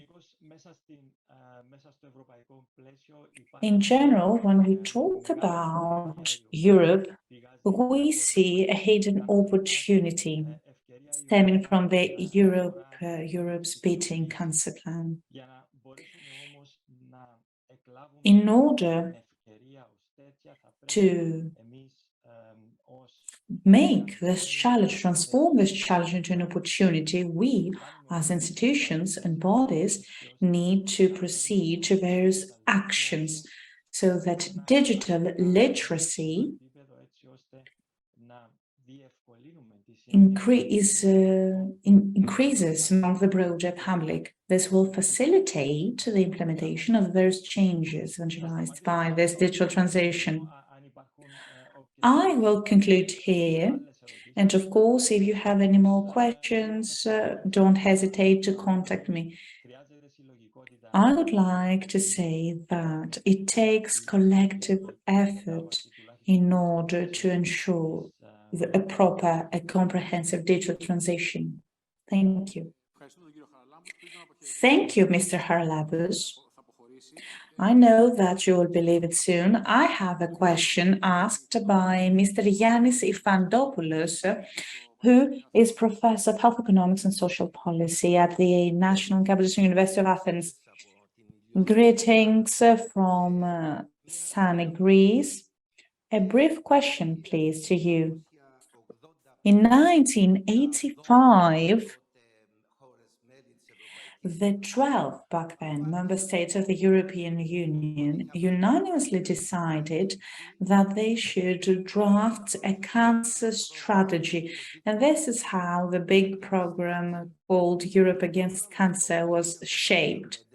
So in 1985, they had predicted that they should decrease the impact of cancer on the European society by 15%. This is a provision included already in 1985. Now we're being faced with the fourth industrial revolution. We live today in the digital society. My question is, has this goal been achieved? Was that an optimistic, pessimistic goal, or was just all about wishful thinking? Thank you, Mr. Ifandopoulos, for this question. It is a quite difficult to answer question. However, you do realize that future goal setting always considers the various data and information that is valid and applies at a given time. So this is how they were able to calculate incidence, mortality, or the burden of the disease, all the things that you mentioned and are relevant to cancer. However, one cannot predict other external factors. For example, the way in which societies develop, financial data, global crises that have a direct impact on the development and implementation of various plans and programs. So this is not a simple question. However, what I can say is the following: the way in which cancer was seen back in 1985 and the way in which cancer is seen and dealt with today is groundbreakingly different. And this is not so only something attributed to the new treatments that our healthcare professionals have in their hands in order to treat patients. This is also due to the various actions undertaken for timely diagnosis, prevention, And let us not forget that cancer survival rates have changed. If we go back to 1985 in terms of survival rates, and if we compare them to the actual current survival rates as well as the predictions for the year 2035, you will see that more and more patients survive cancer. So, in order to give a simple answer to your complicated and multifaceted question, I would like to say that the goal might not have been achieved entirely. However, thanks to the new plan that is currently running, I'm talking about the European Cancer Plan, I believe that the incidence and the impact of cancer on European citizens will be beneficial. Thank you so much for your answer. Good luck with everything. Thank you, Mr. Haralabos. Thank you, Mr. Ifadopoulos. Bye-bye, Mr. Haralabos. Now, let's get back to Athens, to our round table. Let's get back on the order set out in our agenda. Mr. Balanis is the CEO of the Agency for Quality Assurance in Health. Mr. Balanis, one of the main goals of your organization is to develop comprehensive care network for chronic diseases with the application of clinical data and protocols in the context of the e-governance. Could you share a few examples? Thank you very much, Mr. Furley. First of all, I would like to thank Mr. Kimbouropoulos for this excellent initiative to organize today's discussion and roundtable. And I would like to also thank Mr. Kapatanakis for his collaboration. And starting with what Mr. Kapatanakis said, that there will be a collaboration between our agency and ELOC, the Greek Cancer Federation. Yes, there is a series of actions that will have an impact, that are already being designed and implemented, that will have an impact on all cancer patients throughout Greece. OCP, our agency, is focused on improving healthcare access for all patients in Greece. And of course, it's focused on a human-centric approach. Mr. Kapitanakis earlier mentioned this human-centric approach.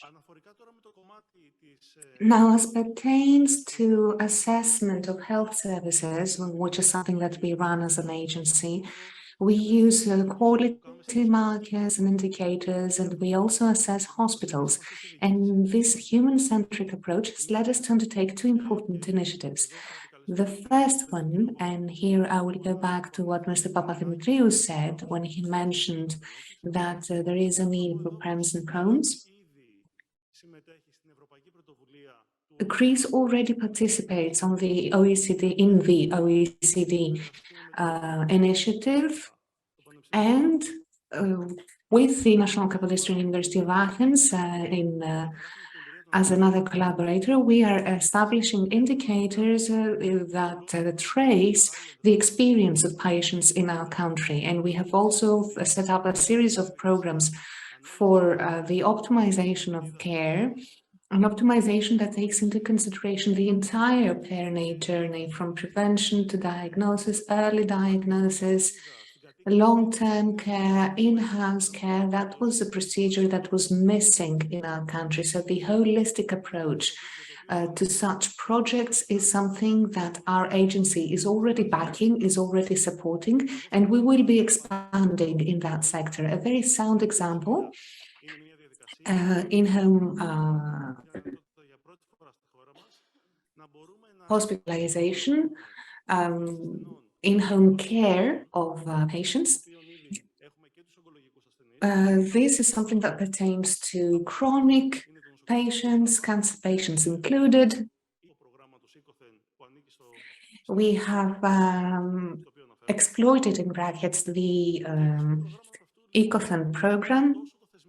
And what we are running will facilitate the creation of an institutional framework in order to legitimize care at home for all patients coming under this program, as well as training seminars for healthcare professionals that participate in our program with the collaboration of specific public hospitals, and creation and launch of new tools that allow patients to be monitored while they are at home from a distance, and there will be a mobile unit that will visit patients at their homes and provide appropriate and reliable health care. There will be reporting centers that will be created for cancer patients. They will be using digital systems providing support and care to these patients. And of course, they will have the contribution and collaboration of scientists, physicians, and political parties, coordinated by our agency. Thank you very much. Thank you, Mr. Palanis. If there are any questions, please hold. We will be going back to Brussels now, this time to connect with Mr. Eduardo Pisani, the General Director of All.Can International. Thank you so much for being here with us. All.Can International has acquired knowledge from various healthcare systems, each with distinct needs and challenges. With a focus on Europe, the question is, what, in your opinion, has been the impact so far of Europe's Beating Cancer Plan at both the European and national level? Does it serve as a realistic foundation for addressing or mitigating the disparities observed between member states and for a more intensive integration of digital tools? Good morning, everyone, and thank you very, very much. Let me express my sincere gratitude to Mr. Kimpouropoulos and Mr. Kapetanakis and Elok for having me today. I apologize, it seems that I am the only English speaker in the session today. Despite my 5 years of ancient Greek at school, I don't think it will help in this conversation. So Still, it is a pleasure to all of us. Let me go ahead. And thank you for the question. I think that as a starting point, echoing what we've heard also during the morning, Europe's Beating Cancer Plan has created a momentum and has also created synergies across stakeholders group and various actors in the field in order to create also a culture of implementation. Fostering a culture of implementation of policies and actions is what really we need to have as a sort of strategic vision ahead of us. The Europe's Beating Cancer Plan is a framework. It's a very articulated program which has a roadmap of activities to 2025. So that speaks also to if you will, the different approach that has been taken back in 1985 and now. Fostering a culture of implementation, I insist, is what translates Europe's Beating Cancer Plan, a framework, into a national cancer plan. So I hear and I am really enthusiastic about the work that is being carried out in Greece in order to finalize and implement a national cancer plan, national cancer registry, a national cancer coordination board, and the like. This is what implementation is really about. And then one can look at the entire care pathway, starting from prevention, screening, diagnosis, and so on, and identify also not only enablers, digital enablers, since the discussion is focusing on this aspect, on this thematic area today, digital enablers, accelerators that allow the implementation of specific activities. Our focus, and that's really the second concept I would like to submit for your consideration today.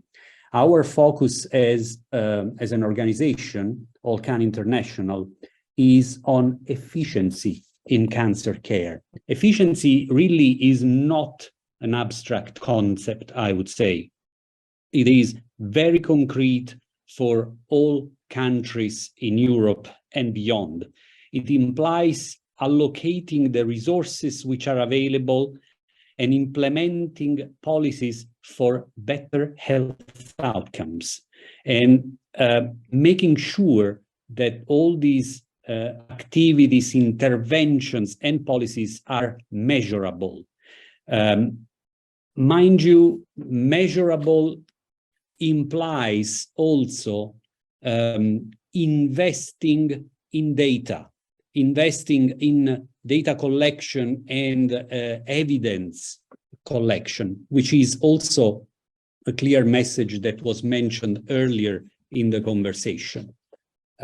Investing in data and investing in metrics that allow to understand how to constantly improve on the value which is brought to patients and to the healthcare system is really at the heart, at the core of what we should be doing, we should be considering also in the context of national health plans, national cancer plans. Improving efficiency is not only about reducing costs and reducing unnecessary wastes of resources or avoiding the duplication of labor. It is also, and I underscore it, about improving the experience and the outcomes for cancer patients.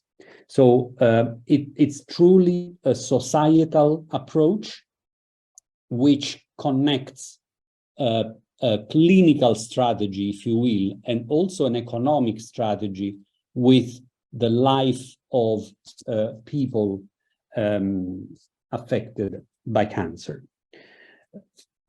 It is also, as a final element of consideration, important to remember that across Europe, again, there was a reference to the work that the OECD is carrying out. It's indicated that approximately 20% of the resources which are allocated to healthcare in general and also to cancer, 20% are wasted. So can we do a better use of these resources? And can we do also, can we reinvest, reallocate to tools, in this case, digital tools, that can have a significant impact on outcomes, as I said before. Looking at the pathway, the care pathway, digital tools, that's part of the question that you were asking. Digital tools can improve screening. I'm thinking about the use of genomic data, which can better define and stratify high-risk populations. The fact of introducing artificial intelligence to optimize the accuracy of findings based on imaging data analysis.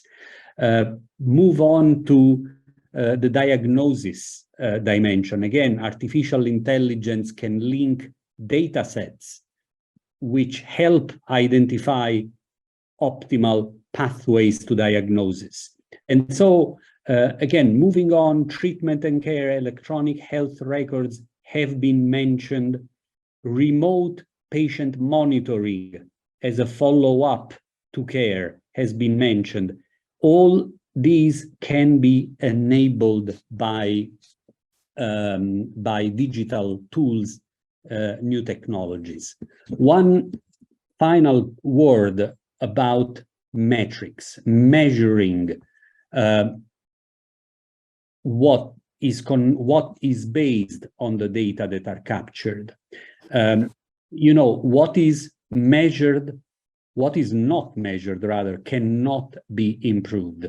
And equally, it is important to measure the right thing at the right time. So one of the major projects which All.Can has embarked upon has got to do with the creation of an evidence-based suite of cancer care efficiency metrics, which can be applied throughout the cancer care pathways. These are very concrete, very practical parameters of reference indicators, if you will, which range from timeliness of diagnosis, time to diagnosis, to primary care intervals, patient experience, and patient involvement in decision-making. So in closing, there are multiple experiments and multiple examples,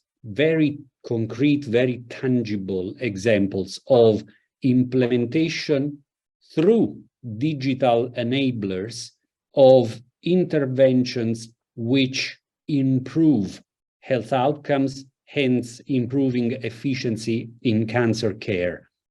And it is fundamental to spread across countries, whether it's happening in Spain, in Italy, in Greece, or in Romania.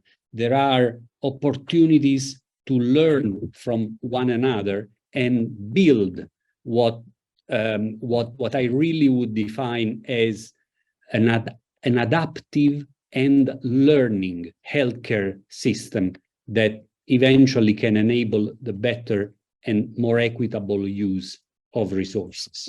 Thank you. Thank you. Not only we have listened to you carefully, but also Madam Elisabeth Prodromou, who's the General Manager for Bristol-Myers Smith in Greece, Bristol-Myers Squibb in Greece, would like to ask, has a question for you. Thank you, Mr. President.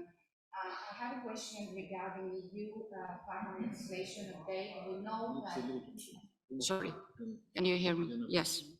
Thank you. No.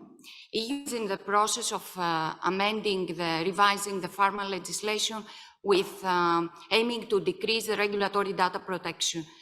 Do you believe that this evolution is an opportunity, or it may generate disparities among the EU member states, the patient access in the relevant EU member states? Thank you. So thank you very much. Well, this is a question which is deeply connected with investing in innovation in Europe and attracting also investments in Europe. It is something which is connected, therefore, also to cancer care. It is a broader subject, as you can obviously imagine, and it has to be seen as almost a competitive area that strengthens the competencies, the science, and the technology in which Europe intends to invest as far as medical therapies are concerned. But at the same time, it also implies allowing more and better access to new therapies to patients across Europe. Now, the broader question of access to care in Europe is varied, is obviously discussed and debated with multiple elements that need to be addressed. But the very point that you have identified, that you're focusing on, is the one that can, in any event, bring us forward, both in terms of science, in terms of research and development, and in terms of better therapies for those who need them, with a positive impact on healthcare systems. Again, I'm very mindful of improving health outcomes. Improving health outcomes has got some key pillars. One is patient health, patient outcomes individually, but then there is a collective impact which is about population health, and it is also about sustainability of healthcare systems. So all these concepts are connected, and I trust that Europe will continue to be a leader in innovation and research. Thank you. Thank you, Mr. Pisani, and we're grateful for your being with us today. Back to Athens, and after I'm taking a note for the use of the data sets. It's something I really loved recently, quite recently, as a part of data journalism, actually. Now, συγγνώμη, επιστρέφω στα ελληνικά και στον κύριο Γιάννη Φαντόπουλο. Now, back to Greece. The floor goes to Mr. Yannis Epantopoulos. He's Professor of Health Economics and Social Policy at the National Capodistran University of Athens. Mr. Epantopoulos, it's no secret that in Greece we have a more medical-centered, physician-centered approach to cancer.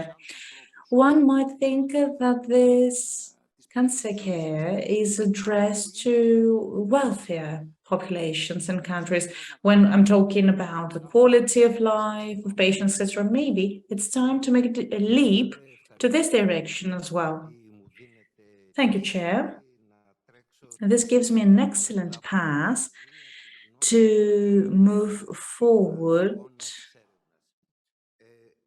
with my statements. Before starting, I would like to thank Mr. Kimbouropoulos, Mr. Kapetanakis, and Elok for financing and supporting research in today's event. Now, both Mr. Pisani and you, Chair, talked about metrics and measurability.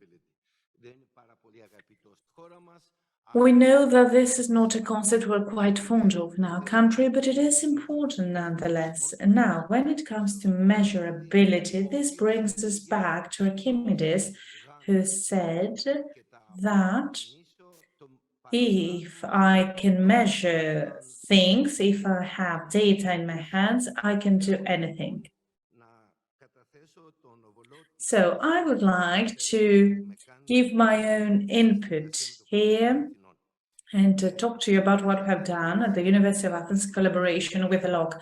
The key question to answer is how can we move away from this medicine-centered approach to a more patient-centered approach.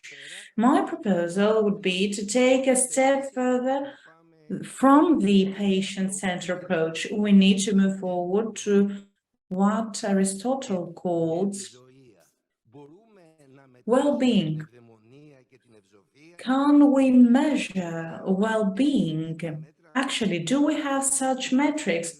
Both Mr. Balanis and Mr. Papadimitriou talked about that. Another question, which are the most important dimensions if we consider the person not as a patient, but as a social and political being? This is what the minister said this morning. We need to consider the cognitive, mental, political aspects of cancer patients. Consider how well they can work, how productive they are, how much they love their family. One might say, what are you talking about? But what I'm talking about is that we need a multivariant, multi-parameter approach, and we need to use various tools of life.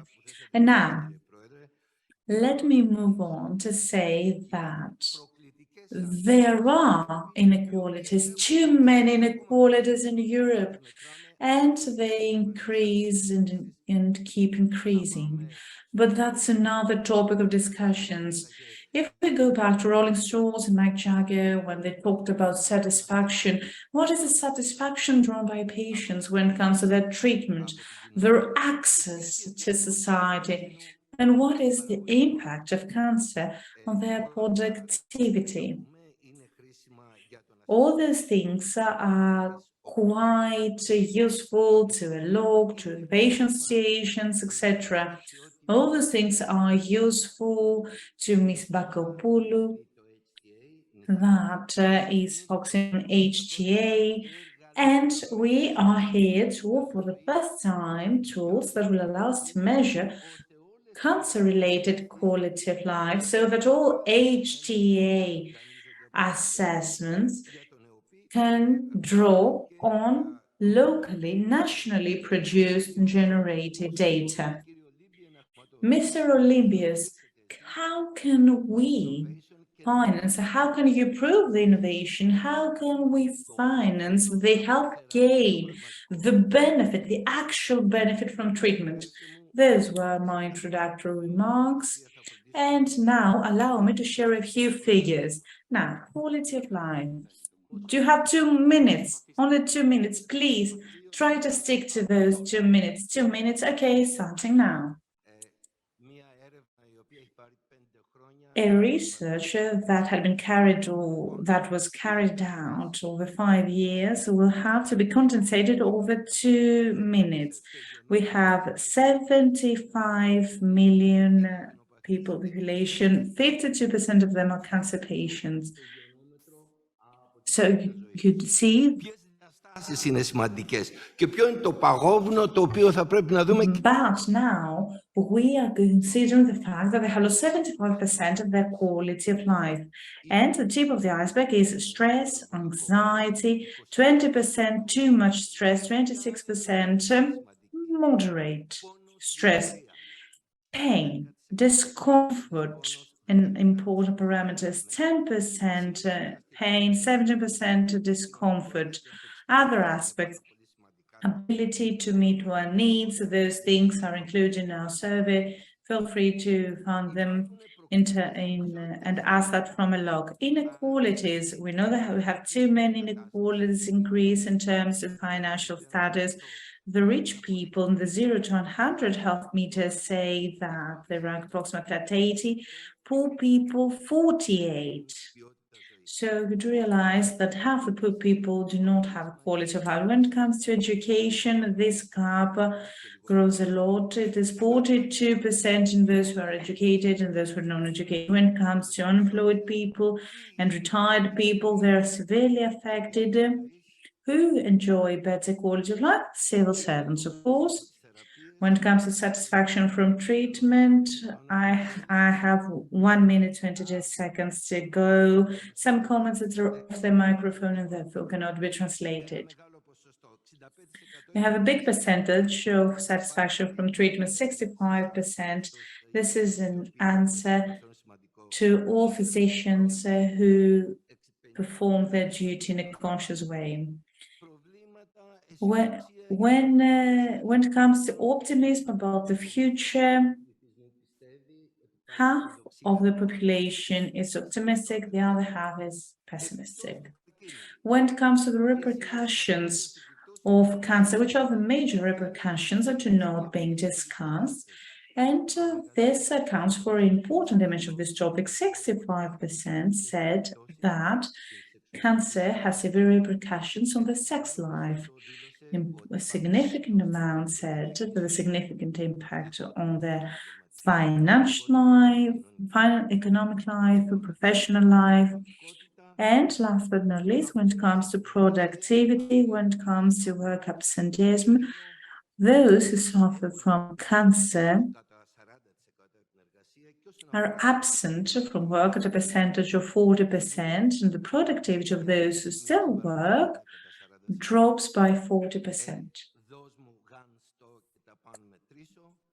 So we at the University of Athens have tried to measure all those things in order to make our own contribution, both in Greece and abroad, so that we can have measurable results, continuous assessment evaluation, and ensure better well-being of cancer patients. That's all. Thank you. Thank you very much for respecting your time.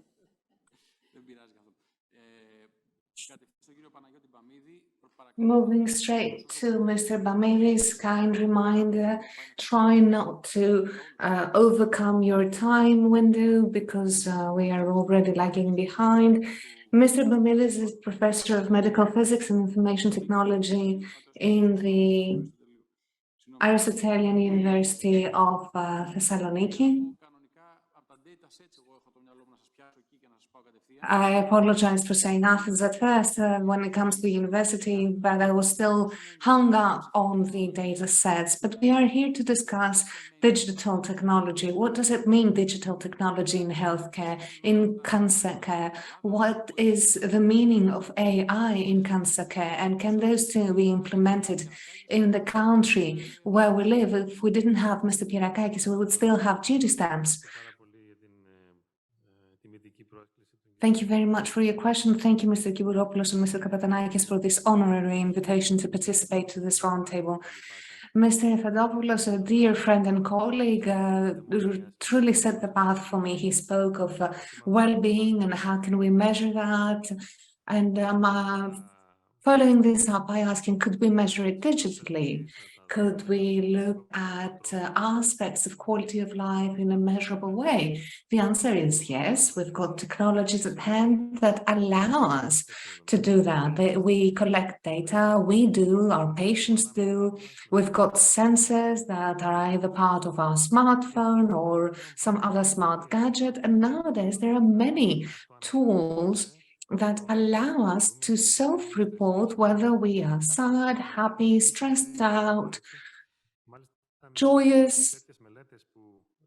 And one of the first such studies, which actually incited my own personal interest in that, was, do you think that if patients record their emotions on a daily basis, this would be meaningful to physicians? And this survey demonstrated that patients can do that, and it means a lot for physicians, because by looking at the emotional spectrum and variations and fluctuations, of our patients, the doctors can truly manage their patients better, and we can introduce this as a parameter in the health records that the state is currently trying to turn electronic, full electronic and digitalized.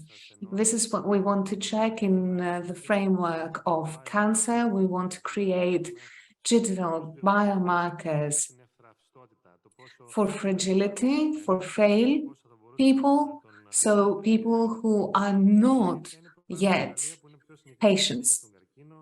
So we do have specialized tools when it comes to cancer. We are part of a joint action which is nationwide and EU-wide, All.Can. And if you were to ask me how digital and AI tools can complement all those actions, it is a fact that for them to be successful, we need to have data. And if we don't have digital data at hand, large-scale digital data, any AI model is bound to fail.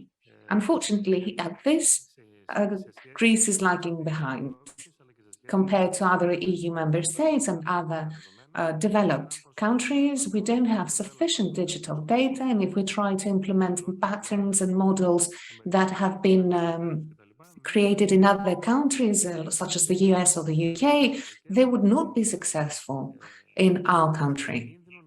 And we would also run a risk of getting erroneous messages and results. So what we want to do is have a better data collection in order to use algorithmic AI and come up with data that will allow us to better comprehend their healthcare journey. Now, when it comes to AI, unfortunately, we are also lacking a framework, the regulatory and legislative framework that will allow us to move forward in a cautious, prudent, and rightful way, just way. There are now tools such as ChatGPT that are being very promoted because they claim to be able to do lots of things. Yes, they can do several things, and in some cases. It is true that a machine can do a lot of things. It is true, but let's go back to the past. Who is responsible? The doctor used to make an informed decision about which kind of data to include in the patient's record. A machine, do they have what it takes to make such informed decisions? It is true that right now, with the lack of data we run a high risk of getting wrong findings. And what about the role of patients? What could it be in this new setting, in this new landscape? Many previous speakers mentioned the fact that the patient needs to have the opportunity to be taken into consideration seriously when they speak out and when they speak up. So we need to have representations of all stakeholders in this sector that will allow us to co-create different solutions.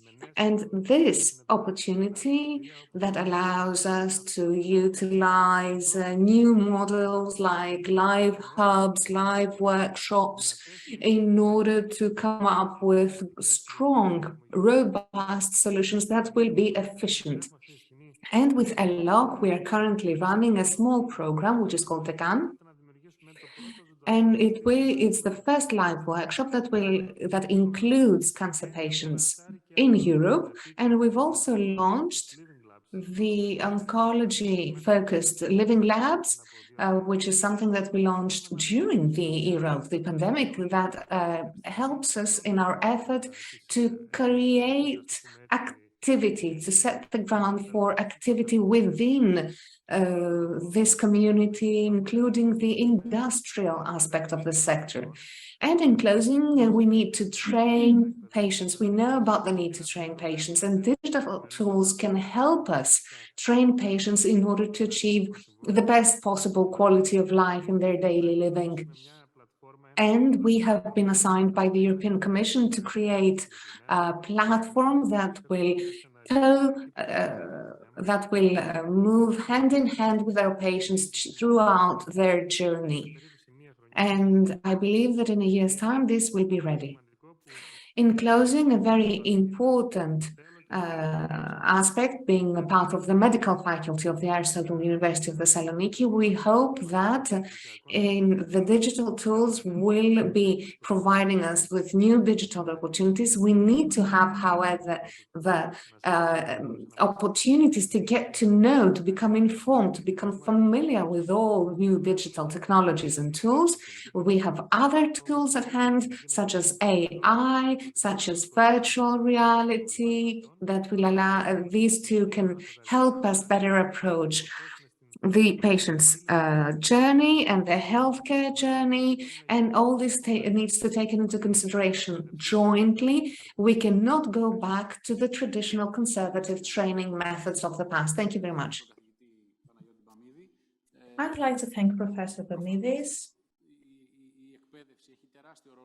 Apparently, we know that education holds a critical role, and it is the key factor of success or failure in every country now.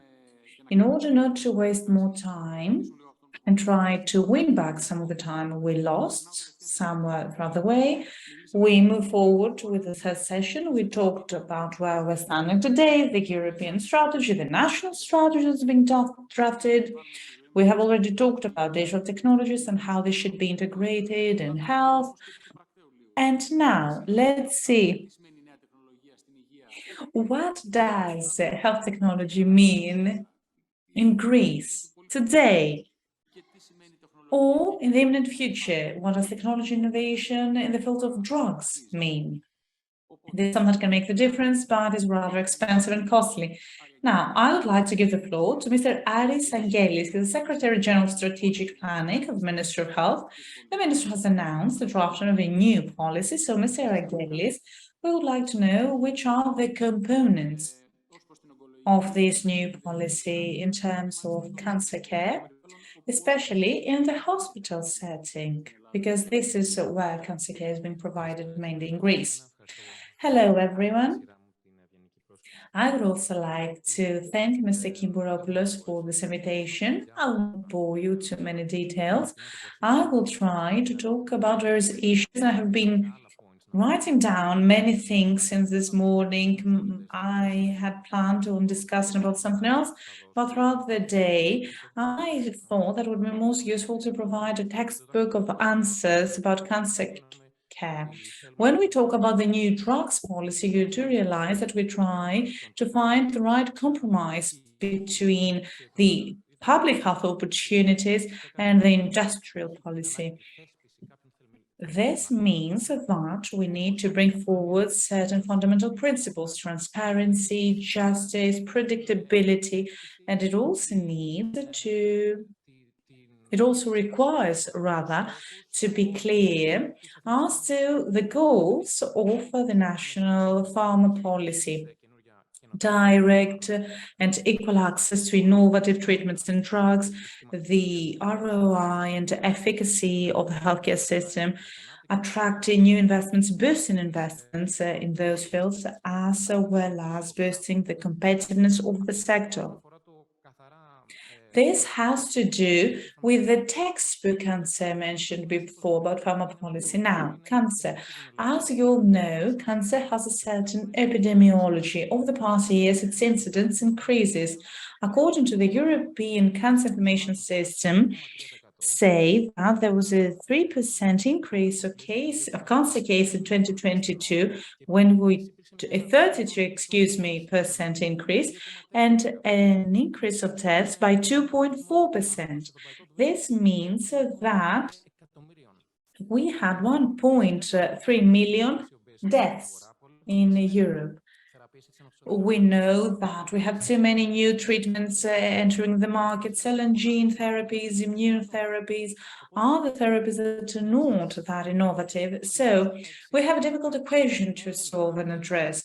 On the one hand, we have some treatments that are actually innovative and impressive in terms of their outcomes and benefits based on life expectancy and quality of life. However, there are many more drugs that provide a borderline clinical benefit. The majority of new treatments and medication entering the market are accompanied by an uncertainty in terms of the clinical benefit and outcomes. Almost all new drugs, cancer drugs, entering the market come at an extremely high cost. Let me give you a few data about their approval level at the level of EMA, the European Medicines Agency. A known study was published in BMJ, based on which we saw the following. In a sample of 50 drugs addressing 75 indications, there was an increase of life expectancy only in the case of 35% of those new drugs. And the benefit range between 1 and 5.8 months was noted, whereas the additional survival benefit was 2.7 months. When it comes to quality of life improvement, it was only 10% in the case of those drugs that were at the point of being approved by the EMA. At the level of HTA, run by the competent authorities in various countries, for example, ICE in England, HAS in France, etc., we see that majority of new drugs are not accompanied by clinically significant benefit increase. Now, considering all those data and the data indicating that at a global level, most new cancer drugs entail increase of entry prices in the market, with an increase that is multiple times the GDP growth rate or the pharma budget increase rate, etc. And if we consider there's a very small or borderline cost clinical benefit ratio, then you do realize that it is unavoidable not to have them all in hand. We need to assess and evaluate all data. Why am I mentioning all these things? Because I want you to realize that when a new drug comes to be approved for the market. When we want to finance a certain product, compound, or drug, we need to be absolutely certain about its efficacy, the cost-benefit ratio it has, and its sustainability. And by sustainability, I'm talking about the impact on the budget, of course. So it is very important to consider that the introduction of every new drug or treatment in the healthcare system has an opportunity cost. And given that budgets are quite specific, they have stagnated, we know that. This applies both to the healthcare system and the drugs. Addition of a new drug means that needs to be accompanied by a decompression of the budget, meaning that on one hand, yes, we need to invest in new treatments that are efficacious, etc., but we also need to stop reimbursing less effective treatments. Given that every new treatment is not necessarily innovative at the same time, we should not only opt for the potentially innovative new treatments. It is very important to preserve all the treatments that are still effective and more cost-effective. Like I said before, it's not just about the new drugs that need to be reimbursed and financed. So we also have all the treatments and therapies and preventive actions and procedures. So we need to approach this issue in a holistic way and then decide what is going to be reimbursed or not. And when it comes to the HTA at the European level, most of you know about the European HTA regulation that will enter into force in January 1st, 2025, starting with the MTMP, cell and gene therapies, and cancer cases and immunotherapies. And we at the ministry are doing our best in a concerted way so that our country will be able to make the most out of those changes and draw all the support we can from the European funds, also in collaboration with Ms. Bakopoulou and other colleagues from the HTA committee. To conclude, I would like to share with you a few conclusions. We know that our country needs to invest in interventions and treatments that actually have a tangible impact on the lives of our patients. By tangible impact, I'm talking about clinically significant increase of life expectancy and quality of life. Secondly, the necessary technologies need to be integrated by the healthcare system are not exhausted in the form of new drugs. We also talk about other preventive measures and actions and already approved effective treatments and therapies. And thirdly, we need a mindset shift. We now have a mindset that supports rather erroneous perception, dictating that what is new is automatically innovative and effective, but this is not the case. So we need to carefully consider all those new entries on the basis of the axes I mentioned before. Thank you very much. So in conclusion, to sum it up, we are in favor of innovation, but innovation needs to be efficient and cost-efficient. Thank you very much, Mr. Agelis. And now Mr. Stelios Kiburopoulos, EMP of the New Democracy and member of the EPP group, one of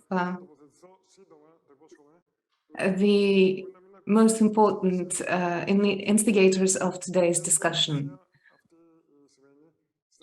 I would just like to say that today's discussion is something that was organized in conjunction with ALOC, the Hellenic Federation of Cancer, and Mr. Kampatanakis, its chairperson, because we both feel that by working together, we can have an excellent and high-level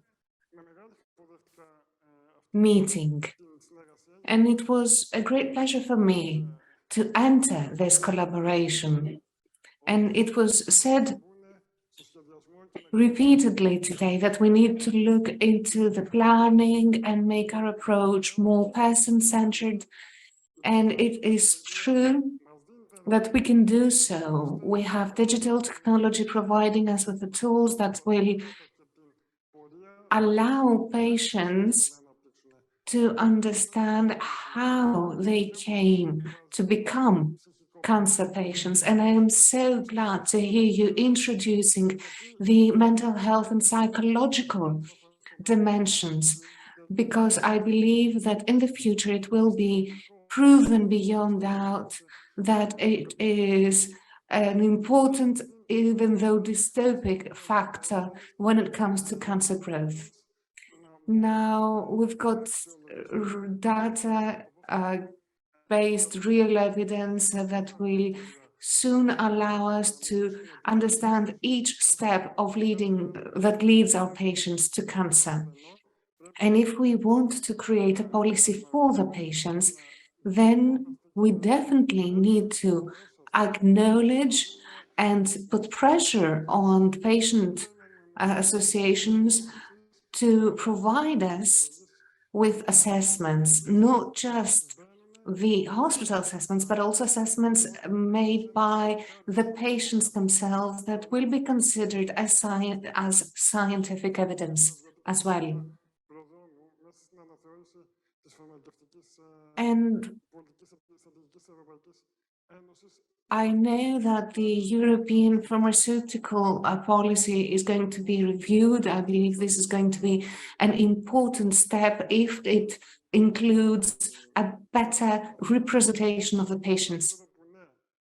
As regards pharmaceutical production, yes, I understand patents need to be protected because a patent equals a new medicinal product, it equals innovation.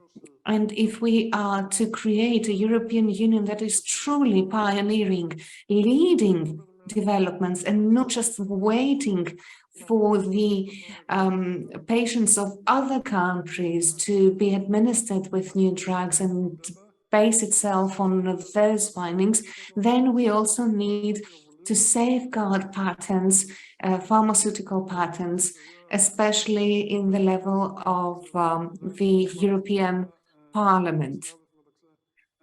Excellent work has been already done in that direction. But what happens after a new drug is patented? We need equal access to safe, efficient, and affordable drugs for all citizens.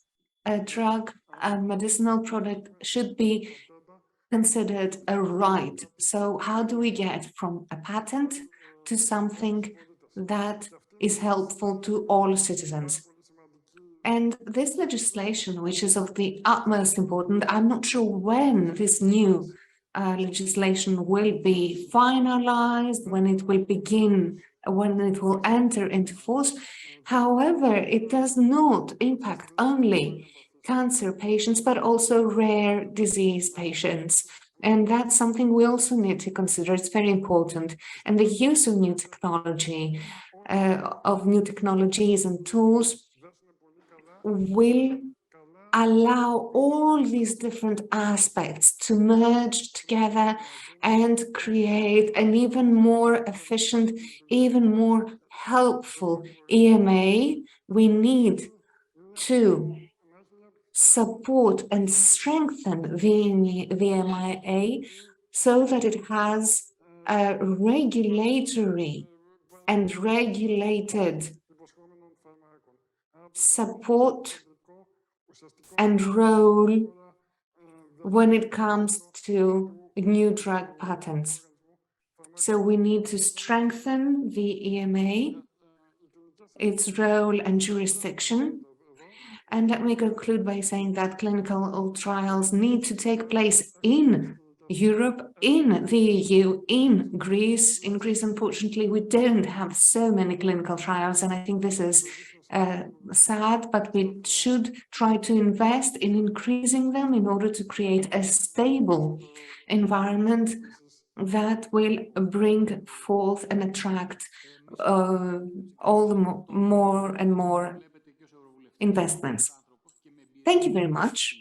I am taking note of the fact that as an EMP, you are saying that the new legislation is going to provide us with new opportunities and challenges, and that we need to seize those new opportunities. Thank you for your contribution. Let us please not ask questions now so that we can conclude this round of interventions. Moving on to Ms. Flora Bakopoulou, who is the HTA Committee President and an Associate Professor of Pediatrics and Adolescent Medicine. So, Ms. Bakopoulou. Talking about the HTA Committee, could you please enlighten us about the major challenges you see and which are the changes that will be introduced in healthcare systems such as the one in Greece?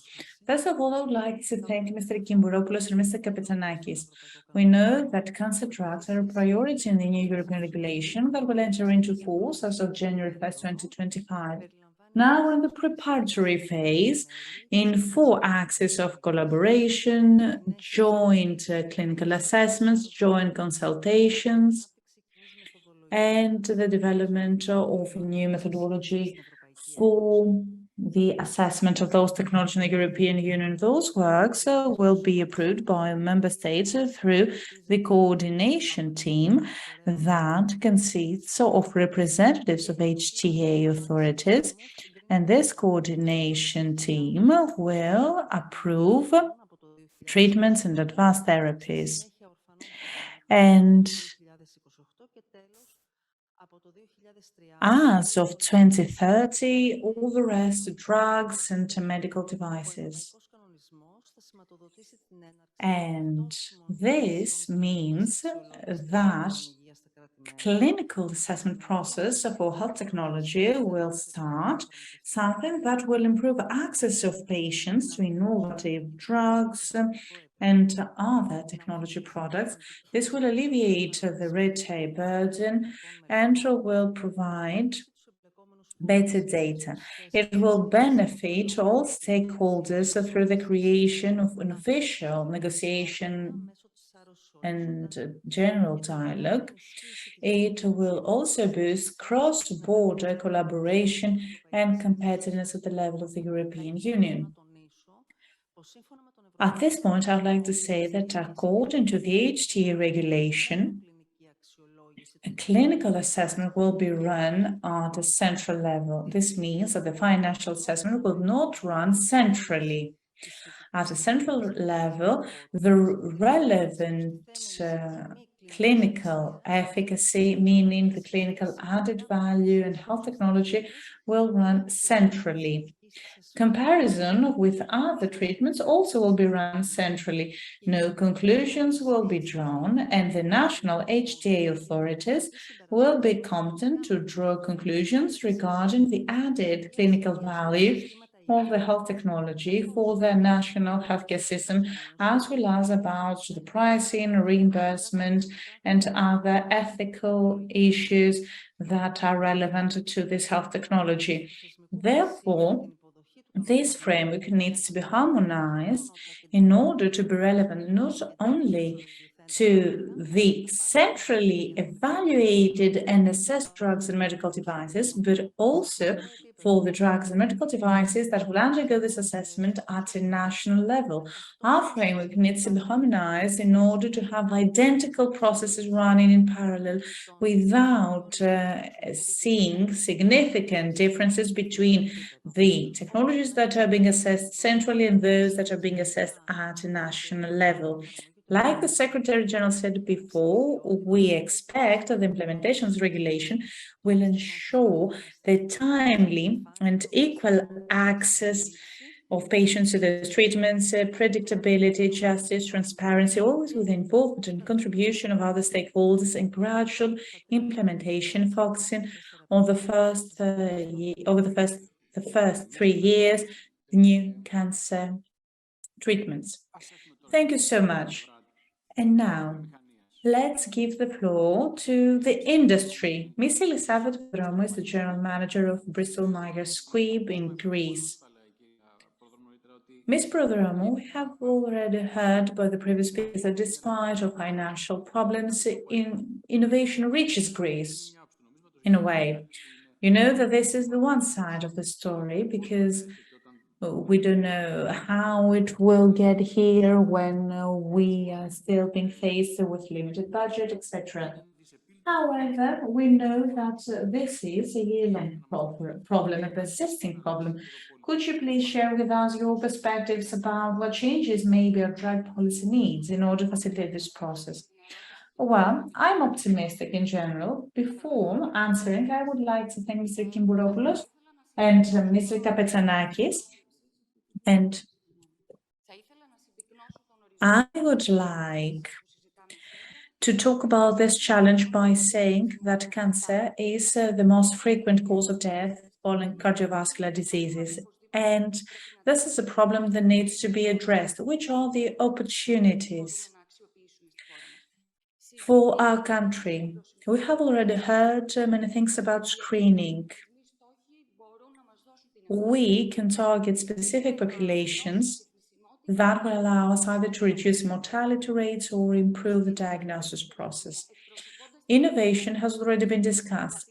We're here to represent innovation, and I'd like to defend it by saying that it is beneficial for the broader public and population.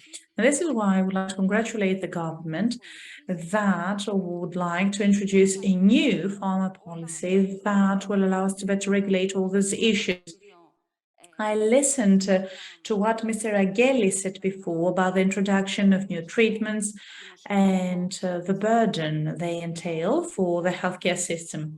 Allow me to say that every new innovation, especially when we talk about the oncology sector, every new thing that is approved by the state brings along the clinically significant benefit. And then we have the other health authorities, the local HTA authorities, that tries to assess and evaluate this benefit in combination with the cost of treatment, and then they make the decision whether to include that in the reimbursed therapies or not. And then we have the negotiation committee. And what do? They discuss the impact on spending. And this brings us to the various agreements, contracts, and collaborations or partnerships with the government. So we have a concrete and structured framework, and innovation has a certain value that is reflected in that process. In Greece, in the years 1995 and 2015, we have increased life expectancy by 0.9 years. This is thanks to innovation. And I would also like to give you some other figures about immuno-oncology, because those are the fields we operate in. 5-year survival is something that we have exceeded for 50% of melanoma cases and 30% of all cancer patients. Before the introduction of the new, expensive, as we call them, treatments, we call them high added value treatments, the life expectancy was a few months, and we know that there's something that cancer patients truly deserve in Greece. And there's another perspective of innovation, something more indirect, something that we don't discuss a lot. Innovation has come accompanied by 100 million euro investment in the form of clinical trials in Greece over the past years. In times where Europe becomes less and less competitive, attracts fewer and fewer clinical trials, I believe that this is a great boost to the national economy. Now, when it comes to oncology, cancer drugs, we rank among the first 10 positions in Europe. We have those cancer drugs, they are available, but they have specific nominal designations or specific processes that do not allow for the proper access, because this also creates an additional tax burden for our system. There are some delays in the introduction of new drugs. Those are due to complicated criteria when has to do with the submission of the dossier as well as the HTA processes. And another thing that we keep discussing in all fora and public debates, we have an uncontrolled pharma spending. When we have a company that gets the clawback notes of more than 70%, they do realize that something is not working well there. It should be noted that I'm not talking about innovation as a non-solution to fit all. We know that we have a system with certain pillars. Those pillars include innovation. It also includes generics, because this is very important, because they are cheaper, so they can give some room for innovation. It is a whole ecosystem, and we need to ensure that it is streamlined, operates in a less distorted way. Some of the health policy proposals we're happy to hear that will be included in the new strategy. Streamlining of pharmaceutical expenditure, we don't want it to go to waste. We opt for streamlining, digitization, metrics in terms of innovation. This is the only thing that can be achieved through innovation. ECAP has been the first step to that, and the outcomes of the cancer products that are introduced needs to be measured in a way.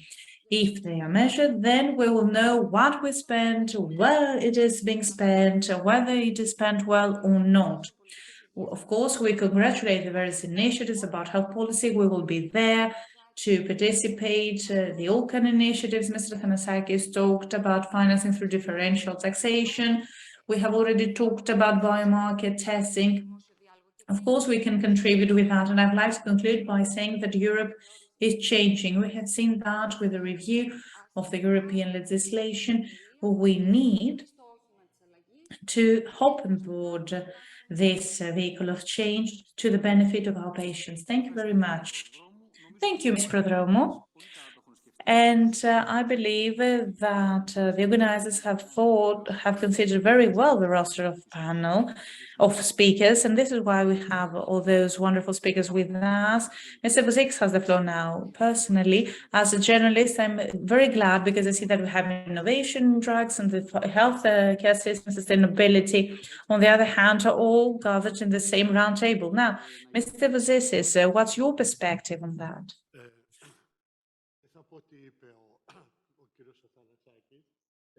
I will not repeat what Mr. Athanasakis and Mr. Ithadopoulos said, but I will repeat myself what the others said by saying a huge thank you to Mr. Kimbouropoulos, Mr. Kapetanakis, both for organizing and contributing to coordination. I feel that time is already up, so I will need to be particularly succinct. And I will start off with some pessimistic, some negative perspectives and move on to the good part later on. The healthcare system is not only at risk because of this thunderstorm of innovation. In the last 10 years, we have had 120 novel drugs that were put at the disposal of oncoclinics, and we are expecting a further 100 for the 10 years to come, which means that once they are approved, selected, and priced, then we will have a problem when it comes to sustainability, the sustainability of the healthcare system. But it's not just drugs. We also have equipment, procedures, protocols, digital applications, so many things that fall under the umbrella of innovation and that have an impact on the finances of the healthcare sector. Let us not forget that the age pyramid has changed in a negative way. The number of people who are do not have social security has increased. Security funds and their contributions have decreased. There has been a steady rise of unemployment, unemployed people who are covered for free by the social security funds. There is 60%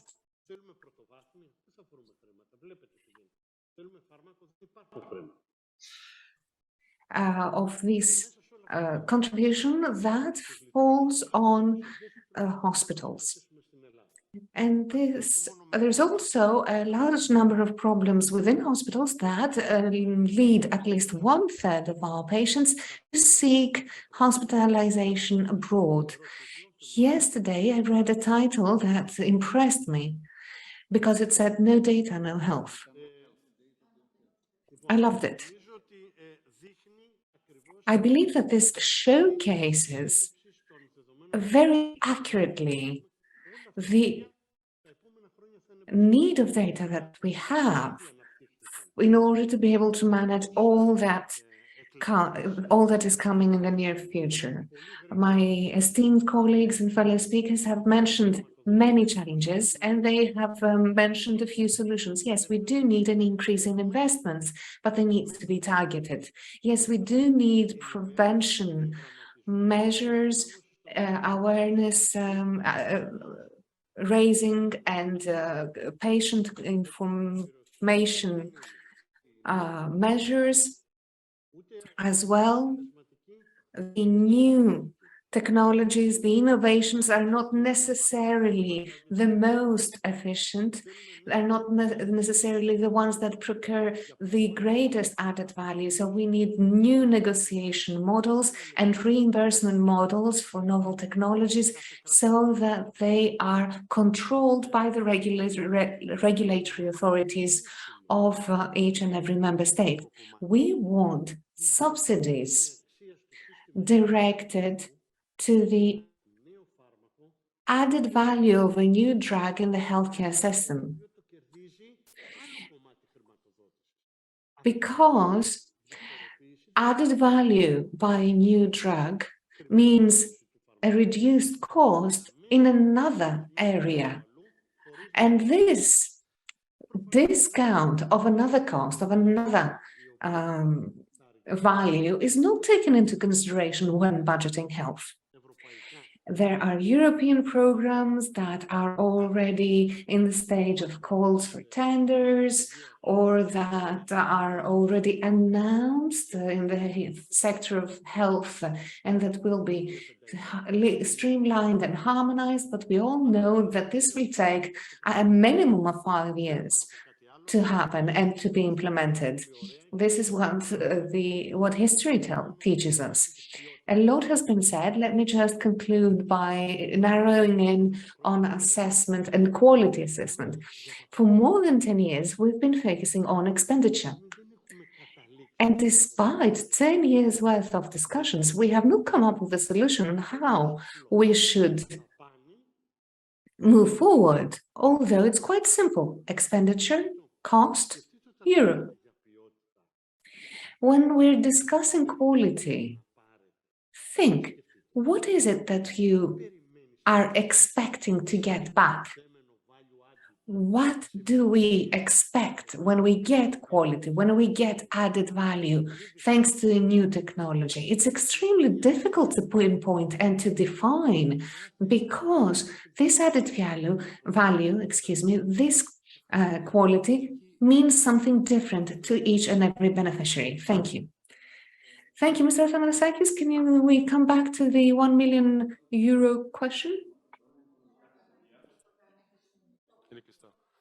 You're right, my microphone was muted. I teach 2 courses in the university. Health, or rather heart economics, and public health economics. One says that we need more money for health. The other says that we need to spend less money in health. So in fact, there's always 2 sides to a coin. On one hand, we need to improve financial and economic efficacy and performance. We know that €1 cannot be used twice in the health system, so it needs to have an impact. We need to ensure that, be it in innovation, in prevention, anything related to the healthcare system. On the other hand, we need to look at the fiscal sustainability, which means that the health system needs to be able to be mobile, to garner investments, to change the way it provides services, to cover more and more services. There's a huge debate around the world. How do we increase coverage when it comes to new health services? And as time is going by, we know, and it has been pointed out by our fellow speakers, that we have a population that is aging, that is changing in its demographic characteristics. So soon enough, we will need to come up with fiscal space for these new populations. Based on the OECD findings and reports, 15 to 20% is spent on health per state, of course, but for Greece, for example, if I claim that 50% of the budget needs to go to health, I need to prove that, I need to demonstrate that. So we've got direct and indirect taxation and direct contributions. In Greece, these two are allocated 50-50. In order to decrease one of the two, either we need to find a new source of income, a completely different source of income, or we need to come up with new sources and new resources. So when I spoke of taxation, differential taxation of harmful habits like intake of alcohol, tobacco products, smoking products, sugar, and so on and so forth. This could all go to the health sector. It is not going to be what will support the health sector, but it will help boost its flexibility and its agility. It is also a good preventive measure against a harmful habit. And that is also cost efficient. Thank you.